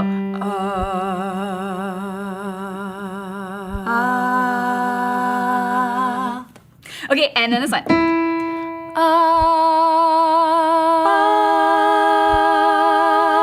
Yes. And if you're struggling with this, just go back to that Beatles thing and sort of like try to imagine that whole line in your head. Right? That's gonna help you figure out where you need to be. So that was a fun little game. So now that you've practiced finding that third, let's apply it to a song. So if I were to sing, and I'm free. I'm gonna listen for the third above that note. We got a harmony. So now the tricky part is, what do you know, what do you do next? So I'm gonna move in parallel thirds. So we're actually gonna keep the interval the same, okay, moving along with the melody. So just to break it down, I'm singing, and I'm free, free falling. And the harmony is gonna be a third above, and I'm gonna sing, and I'm free, free falling. Together, it would look like, and I'm free, free falling. Ta-da! That's so exciting because when you look at it like this as a sort of a first step toward learning harmonies, it's so simple. Yes, you have to train your ear, and it does take time. And yeah, I think it's important to recognize that you'll sing some bad notes on your journey to the good one, which is fine. 100% totally fine. But when you have it all together, and I'm free.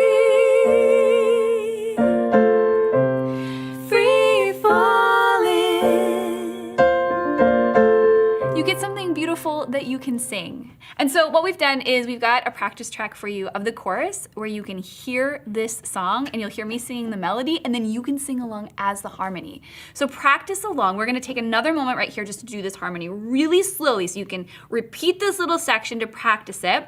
We're gonna go really slow. I'm gonna give you just Julia first. And I'm free, free falling. Now here it is with the melody. And I'm free,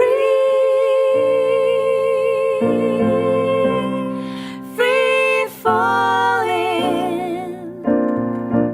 One more time. And I'm free, free falling. So there you go. That is what you can practice. Okay, so a couple final things before we send you off to practice. Okay, so if you have a male voice or lower voice and you're like, this harmony is way too high for me, I can't reach it. Just sing it the octave below. So it would be here for you. And I'm free, free falling. Same note, just the octave below. Absolutely. And then this song is so great because that parallel third harmony works all the way through the chorus. But that doesn't work everywhere. So sometimes you may have to play with other intervals. And you may have to start exploring. The third, the fifth. Yes. Other ones. So a great way to start training your ear to start hearing those harmonies is just to listen to a lot of harmony-heavy music. Yes. So start listening to the Eagles or the Staves or just songs that have a lot of harmony in them. Pay attention and try to sing the harmony lines. Yes, try to identify the harmony. Is it below the melody? Is it above the melody? And just try to sing along and see if you can. And don't be afraid to make mistakes. It's totally fine. If you sing a note that doesn't fit, just sing a different one. Yeah, it doesn't matter. It's a lot of trial and error. It really is. And it's a journey and it's not overnight. So this will get you started. This is a great first step towards singing in harmony. So have fun, happy practicing. And if you have any questions at all, we are here to help. So just comment below and we've got you. All right, see you around. Bye.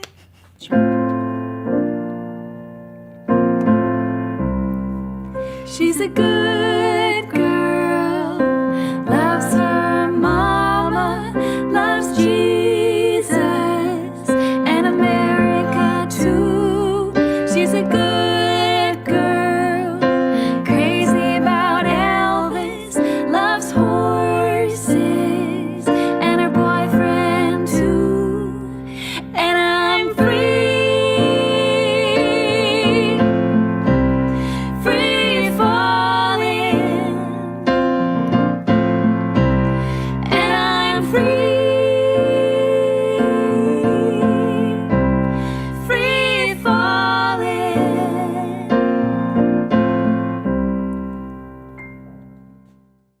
Oh, that's how you carry a melody. I really love Lisa Witt. She has, yeah, you're right. Her energy is, what brings music so fun. Yeah, they really make it fun. It is a lot of work and it doesn't happen overnight, but they help to make that work fun. Exactly. She has a way of, she has a way of making. Sometimes she would say like, "I know this is hard, but then don't give up" or something like that. She would encourage you, to like, "Come on, just do it." She's really amazing. She nudges more than push. That's, And having an that's instrument really around for a reference note is definitely helpful. Like you saw them, doing. very much. Being able to just hit a reference note on something, it doesn't really matter what instrument it is, but being able to hit a note and then be able to match it really helps out a lot, especially at the beginning. Well, and a piano is definitely a good one if you got one around. They stay in tune. And good thing that BandLab has a MIDI keyboard. Like a, what's that? Virtual keyboard, right? Yeah, BandLab has a you virtual can keyboard. use It your helps. computer keyboard. Yep, absolutely. It helps Even your a lot. phone. You get a tuning app for your phone that can give you reference tones as well. Sure. Yeah. So that's at Singio Official, one of their channels. I recommend checking out all of their channels. Piano Note, one of my favorites for piano, and I learned a little bit of piano from Piano Note as well. yeah, they make a great team over there. Indeed. So they mentioned, listening to, harmonies and the importance of listening. And the one band I'm surprised they didn't mention when they were saying, listen to bands, the Beach Boys, like definitely is one of those bands you will learn harmony tricks. There's a lot of bands though. It's hard to list them all. Especially the oldies bands. Like I don't really hear like nowadays, like the new bands nowadays, they do harmonies. It's really rare. Well, hopefully you'll start to see some of that come back. That's Hopefully. something that should not disappear in music. Yes. Right. Hoping these guys in their chat get inspired. Even in rapping, yeah. Even Well, in rapping, harmonizing in rap. especially in rapping, like we saw with the different levels, there are harmonizing techniques that are big in rap. The emphasis technique is definitely a big one in rap. Yes. So now we're going to be looking at, how to hear harmonies. And this one's going to be coming from at Tara Simon Studios. And we've got two vocal coaches here that are going to show like how to listen for the harmonies and where to go with your harmonies, which I That's think is important. recognizing intervals is so important, and that's where on any instrument, a piano makes it quite easy because knowing a fifth, knowing a third, knowing an octave, like just being able to figure out certain things and just working from there, you can really figure out a lot of things and get your voice onto some set tones and really work from there. Yeah, and our last example, they showed the third, emphasizing harmonizing with the third, but like they said, get to know the different levels, like the fifth, especially the third and the fifth.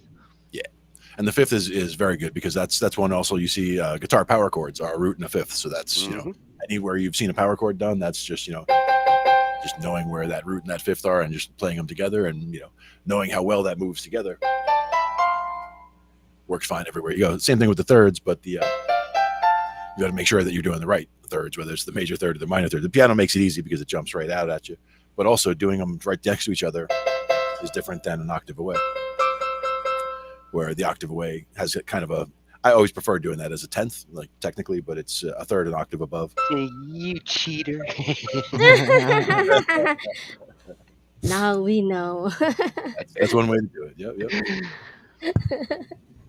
But we're going to check out this last one from How to Harmonize. Yep, at Tara Simon Studios, vocal coach.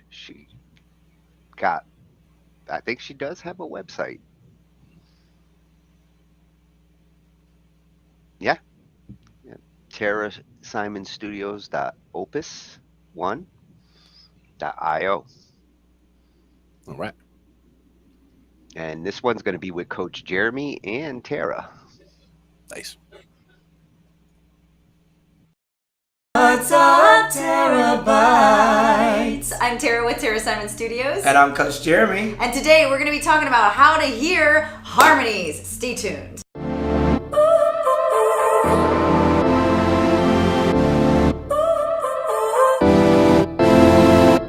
So we're going to be talking about how to hear the harmonies that complement each other and the melody. Yeah. First thing you want to do is immerse yourself in the music. Then you want to hear the third and you want to hear the fifth. Yeah. So when we start talking about immersing yourself in the music, what does that mean to you, Tara?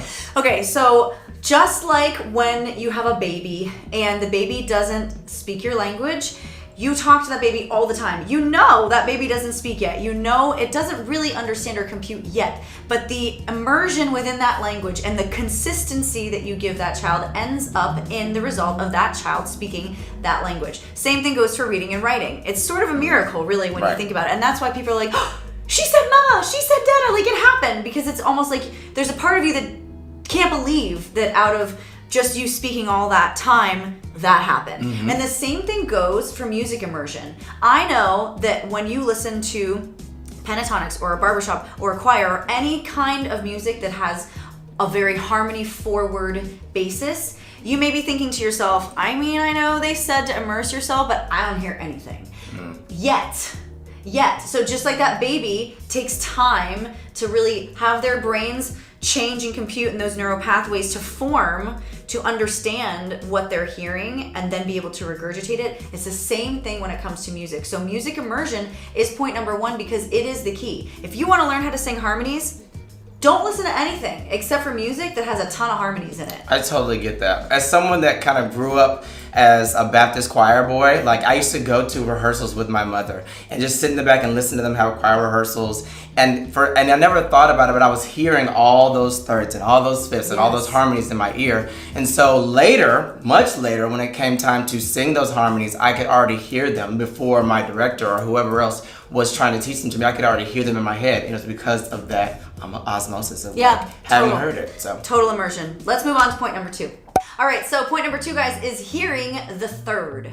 What does that mean? What is the third? So most harmonies are built off a basic triad. A triad is 3 notes that are performed at one time. So you want to start by learning the third, which is the closest to your root note or your tonic or the melody. The first, yeah. So for an example, I'm gonna play a C4 right now, and that's gonna be my root, tonic, or first. Those are all synonyms for the same thing, for the C, okay? I'm gonna play C. Now, I'm going to go up a third, he hears it, right? Choir boy over here. It's the closest major harmonic note to the first. Okay, so I'm playing an E above C here. And that is a harmonic. You're singing harmony at that point, okay? 1 to 3. Now, once you start on that note, you then simply, for the most part, there are exceptions, but you simply follow the melodic line of the melody. So if I'm singing la la la la la, so la la la la la, I'm gonna start on that third. La la la la la. So intervallically speaking, I'm singing the same types of steps down and the same types of steps up as I would on the root of the C, except for I'm starting a third higher on an E. La la la la la is the same melodic line as la la la la la. I'm just starting higher. I'm starting on the third. So that's what hearing the third means. Let's try it one more time. Ready? Yeah. You want to do the first and I'll do the third? Yeah. 2, ready, and la la la la la. One more time. La la la la la. So pretty. Next, we have the fifth. Now, the fifth is obviously a higher harmony than the third is, but it's called a perfect fifth because it's the one that stands out the most. So you can always hear the 1 and the 5 in whatever music that you're listening to. So it's the next step, but it's probably going to eventually be the one that you go to first once you really get immersed in these harmonies. For real. And that's because it's then 3-part harmony, right? So when you just sing the 1 and the 3 like we did in step number 2, you're only singing 2-part harmony, right? In our example, yeah? But when we go to 3-part harmony and you start hearing that, which is 1, 3, 5, right now we're just gonna teach you 1 and 5 so you can hear it easily. But usually when you're singing a 5th, chances are someone else is singing the 3rd. And when you're singing the 3rd, that's a harder note to hear because it's sandwiched in between the C and the G. So it goes C, E, G.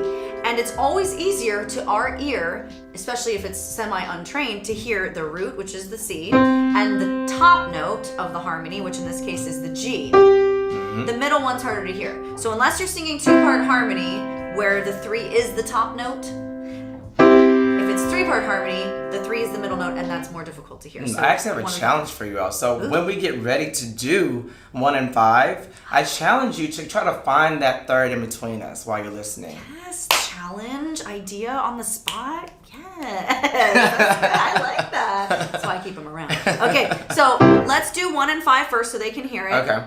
And then we'll leave a little space for you to try the 3 in between. Let us know in the comments box below if you were able to do the 3. And then we'll give you the answer afterwards. So we'll leave it and then we'll give them the answer. Okay, so this is 1 and 5. So you do the root, I'll do the 5th, yeah? Going in the same melody? Just this note first, and then we'll go into the laws, okay? So, la, 1, 5. Okay, can you hear the 3? Shh, so, 1,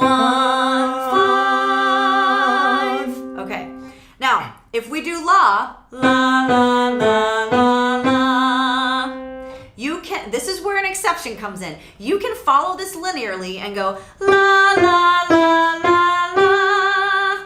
And that'll sound fine. We're going to show you what that means. But I'm also going to give you one more option, which is a little more creative if you feel like flexing your harmonic muscles. Okay? So let's try it on la. And la, la, la, la, la. That sounds okay-ish. But it's a little strange. But we're following it linearly, and for learning purposes, that's okay to do first. But you could also do. Yes, give us a good discount. Yes, okay? Because I know, based on my instincts harmonically, because I'm good at harmonies, that this is gonna sound a little funny. That sounds weird to me, right? So I'm gonna avoid that B and that F, and I'm gonna just stick on G because I know this is a leading harmonic, and that Yes. sounds good. Mhm. And I'm creating more suspense here, and then I'm resolving it here, and finally completely resolving it there. Now, once you really, just to go back a little bit, once you really immerse yourself in these harmonies, once you begin to really hear them, things like this just make you just Your gives you heart the goosebumps because it's so Yes. pretty. So Yes, you're gonna eventually be able to do this. I know you're like, oh, why are they doing this? I'm never gonna be able to figure it out. No, you She will. will. Talk to the baby, guys. Mhm. Talk to the baby. Mhm. Here we go. Let's do the weird one more time. Okay. And then we'll do the more creative one. Ready? 2, ready, and la la la la la. Good. Now let's do the better one. 2, ready, and la la la la la. One more time without the piano, and la la la la la. Okay, now here's your chance. Find that third. Find that third.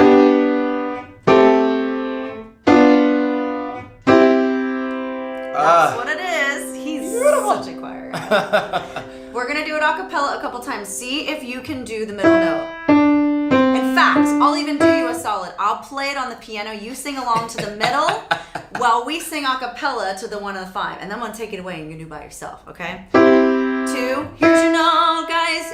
Watching, ready? Here we go. 2, ready, and la la la la la. Yes! One more time for you, and then you're going a cappella with us. 2, ready, there's your note. 2, ready, and la la la la la. So if you're singing what I'm singing or what Jeremy's singing, you're wrong. Just sing the piano part. That's the third. That's the hardest one right now, okay? Now a cappella. 2, ready, and la la la la la. You should have done that note with me. Yes, very good. Good job, guys. Yay, give yourselves a round of applause. We hope that this video helped you. So today, guys, in learning how to hear harmony, we went over the following. We went over music immersion. We went over Find that third. and find that 5th, and rinse and repeat. You can do this. We hope this video helped you. Let us know if there's anything else you would like us to do tutorials on in the comments box below. Subscribe to this channel. If you want to get into this amazing coach of mine's schedule, all you need to do is email info@terrasimonstudios.com or call the studio. All the information you need is in the description box below. And there's all sorts of awesome links there to help you also support yourself on your vocal journey if you're more of a DIY person. We love you guys. We're proud of you. Make sure you spread faith, not fear, love, not germs. Be a blessing in a stranger's life because that is how we change the world. And we will see you on the next one. See ya. Bye. And I'm hanging outside over the edge, and I'm dying to feel that feeling again. It's got me like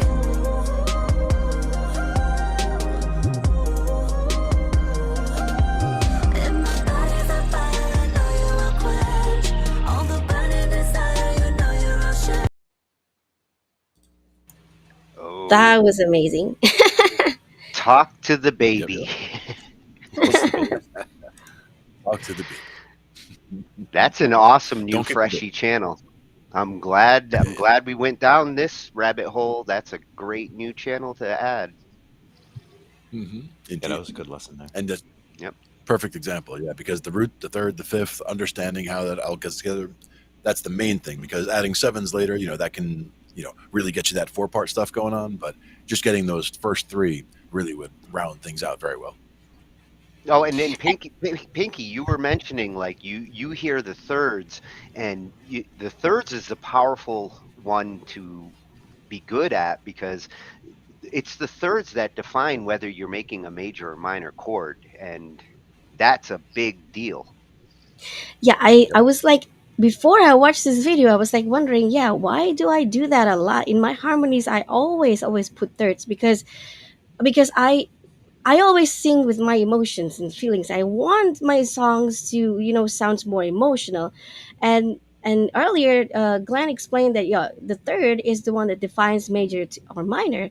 And for me, most of my songs are in minor. So kind of like, maybe that's the reason why I like emphasize I use thirds because it gives more emotion to our songs. If you missed out on the thirds, you missed out of giving more meaning to the song. That's what I can say. Yeah, the fifths will give you power, but the thirds give you control. Yep. Yeah, And that's where we said kind like, of song those power chords, those fifths, you Yeah, see them in defines metal a the lot, melody. other places. Yeah. Now I understand. It's a little weaker, but it adds color. Sure. Yeah, definitely. That's color. The other Ah, thing you're is that going you back to Nari, our first yeah, video. It's all about color. It's color.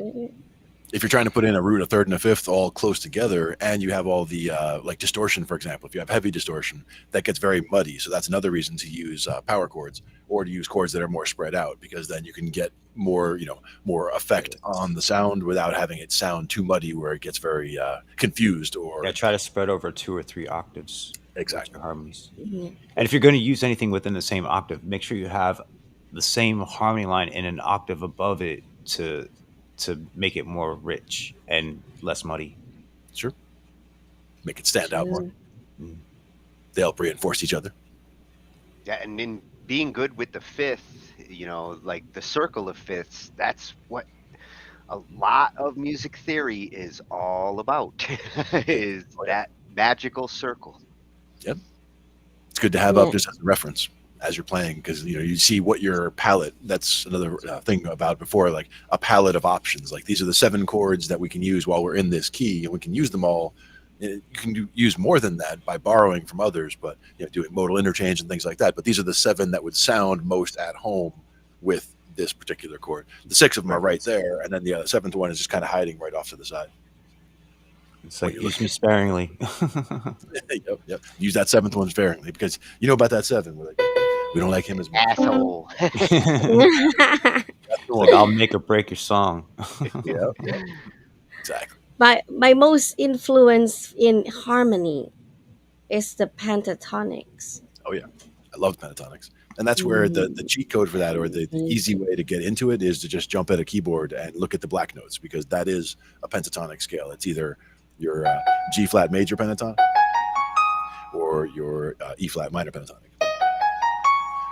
That's the scale. Oh, amazing. And the band doesn't suck either when it comes to acapella. Yes, definitely. I mean, they represent all that scale.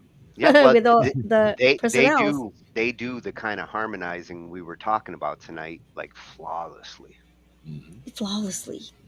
Love that. Flawlessly. Yeah. So that was at Tara Simon Studios over on YouTube. Great new freshie, and they're moving on up. 1.25 million subscribers. Go Tara. Oh, I should subscribe too, because this is the first time I've ever heard them. Yeah, well, we have. And the cool thing, as you subscribe to these, how YouTube suggests videos, like our feed has become so awesome from finding all these channels. Yeah. It knows what to feed us, and it gives us good results, things to get us, get everybody on the same page. Because, not everybody's at the same level either. Like some people are looking for beginner stuff or advanced stuff. So we try to cover a lot of ground, things that are more principles, to make sure that people can build from there. And, yeah, there was a mixture of beginner and advanced stuff in this show tonight. Like, yeah, it was a very good lesson. When we cover like topics like this, I like to make sure we don't ignore, the beginning musician, Right, because of course. if it goes too fast or it goes over their heads, it's not as useful, and you can't understand the advanced until you understand the beginning. And even if advanced stuff goes over your head, like just let it kind of rain down on you, and you'll absorb some of it. And then the next time you hear it, some of it more of it'll sink in. And that's the way to, I'll hear something and it's like, oh, I didn't quite get it all, but the next time, it all sinks in better. So yeah, it's about repetition, and as long as you're paying attention or trying to. And a lot of times it's about implementing. Implementation will make things click at the right time. You gotta have something to use. It's not enough just to learn the information. You gotta apply it for it to really kick in. Yeah, and do some trial and errors. I encourage everybody to go make a harmony line tonight. Especially when you're harmonizing. Experiment and improvise, and those 7 techniques that they showed in the second video, those are good. Eventually you'll do them all if you're really The emphasis one is really good, especially in songwriting, so the way you can accent words and it gives it more power emotionally in the song, versus just like trying to do it through the whole thing.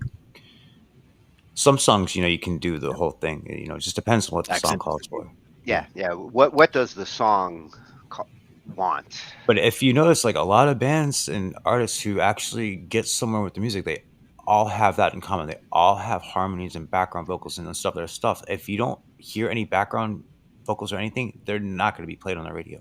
The most powerful bands tend to have multiple singers that sing well together. Even if you got a Freddie Mercury in front, it doesn't hurt that like the other three guys could sing behind him beautifully. Right. When you got the background vocals, it makes the listener want to sing along with it. It's like inviting for everybody to join in on the song. Yeah. That's what hooks people. Maybe like on Vocal Harmony Part 2, we'll get into like band backup vocals and there's so many good the ones. magic of like a Michael Anthony behind a David Lee Roth. Yeah. That'll be awesome. Yes, that'll be a fun one. Getting some Alice in Chains too. Good topic. Big thanks to the two of you for the suggestion. I love this topic. It was highly informative.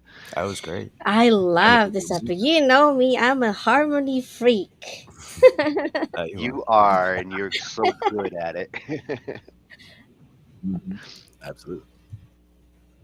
So we'll be saying we thank good everybody night, for and now we'll checking be it back out. tomorrow. Yeah. We'll be back tomorrow with DJ Tatius and a little bit of news and reviews. Anne's been collecting up some songs in her playlist. Oh, can't wait to attend. That's right. So we'll Right. see everybody tomorrow night. Thanks for watching, everyone. Yeah, thanks See for you coming out, y'all. tomorrow. Have a good night. Have a good Night, night. everyone. Always appreciate it.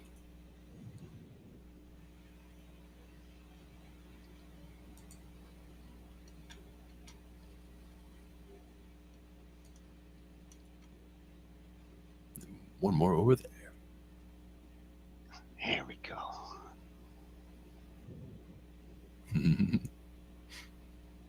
What are you doing?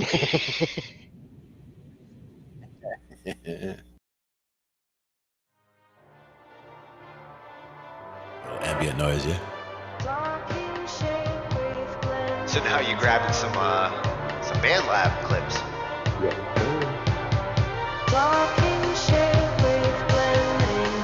Now for me, that would also be something where I would use like volume automation and like bring that from the bottom, like bring it in and then bring it back out. And these are the kinds of sounds you can stretch.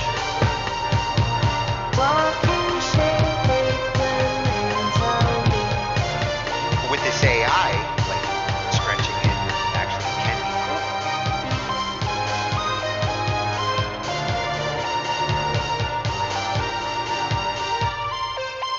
Oh, that was perfect for the interlude too. Ends it right in the right I didn't spot. even notice 40.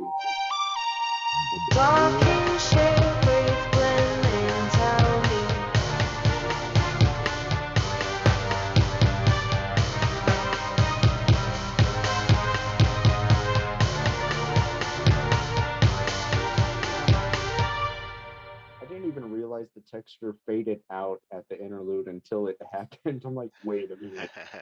Sometimes you just, it was just meant to be that way.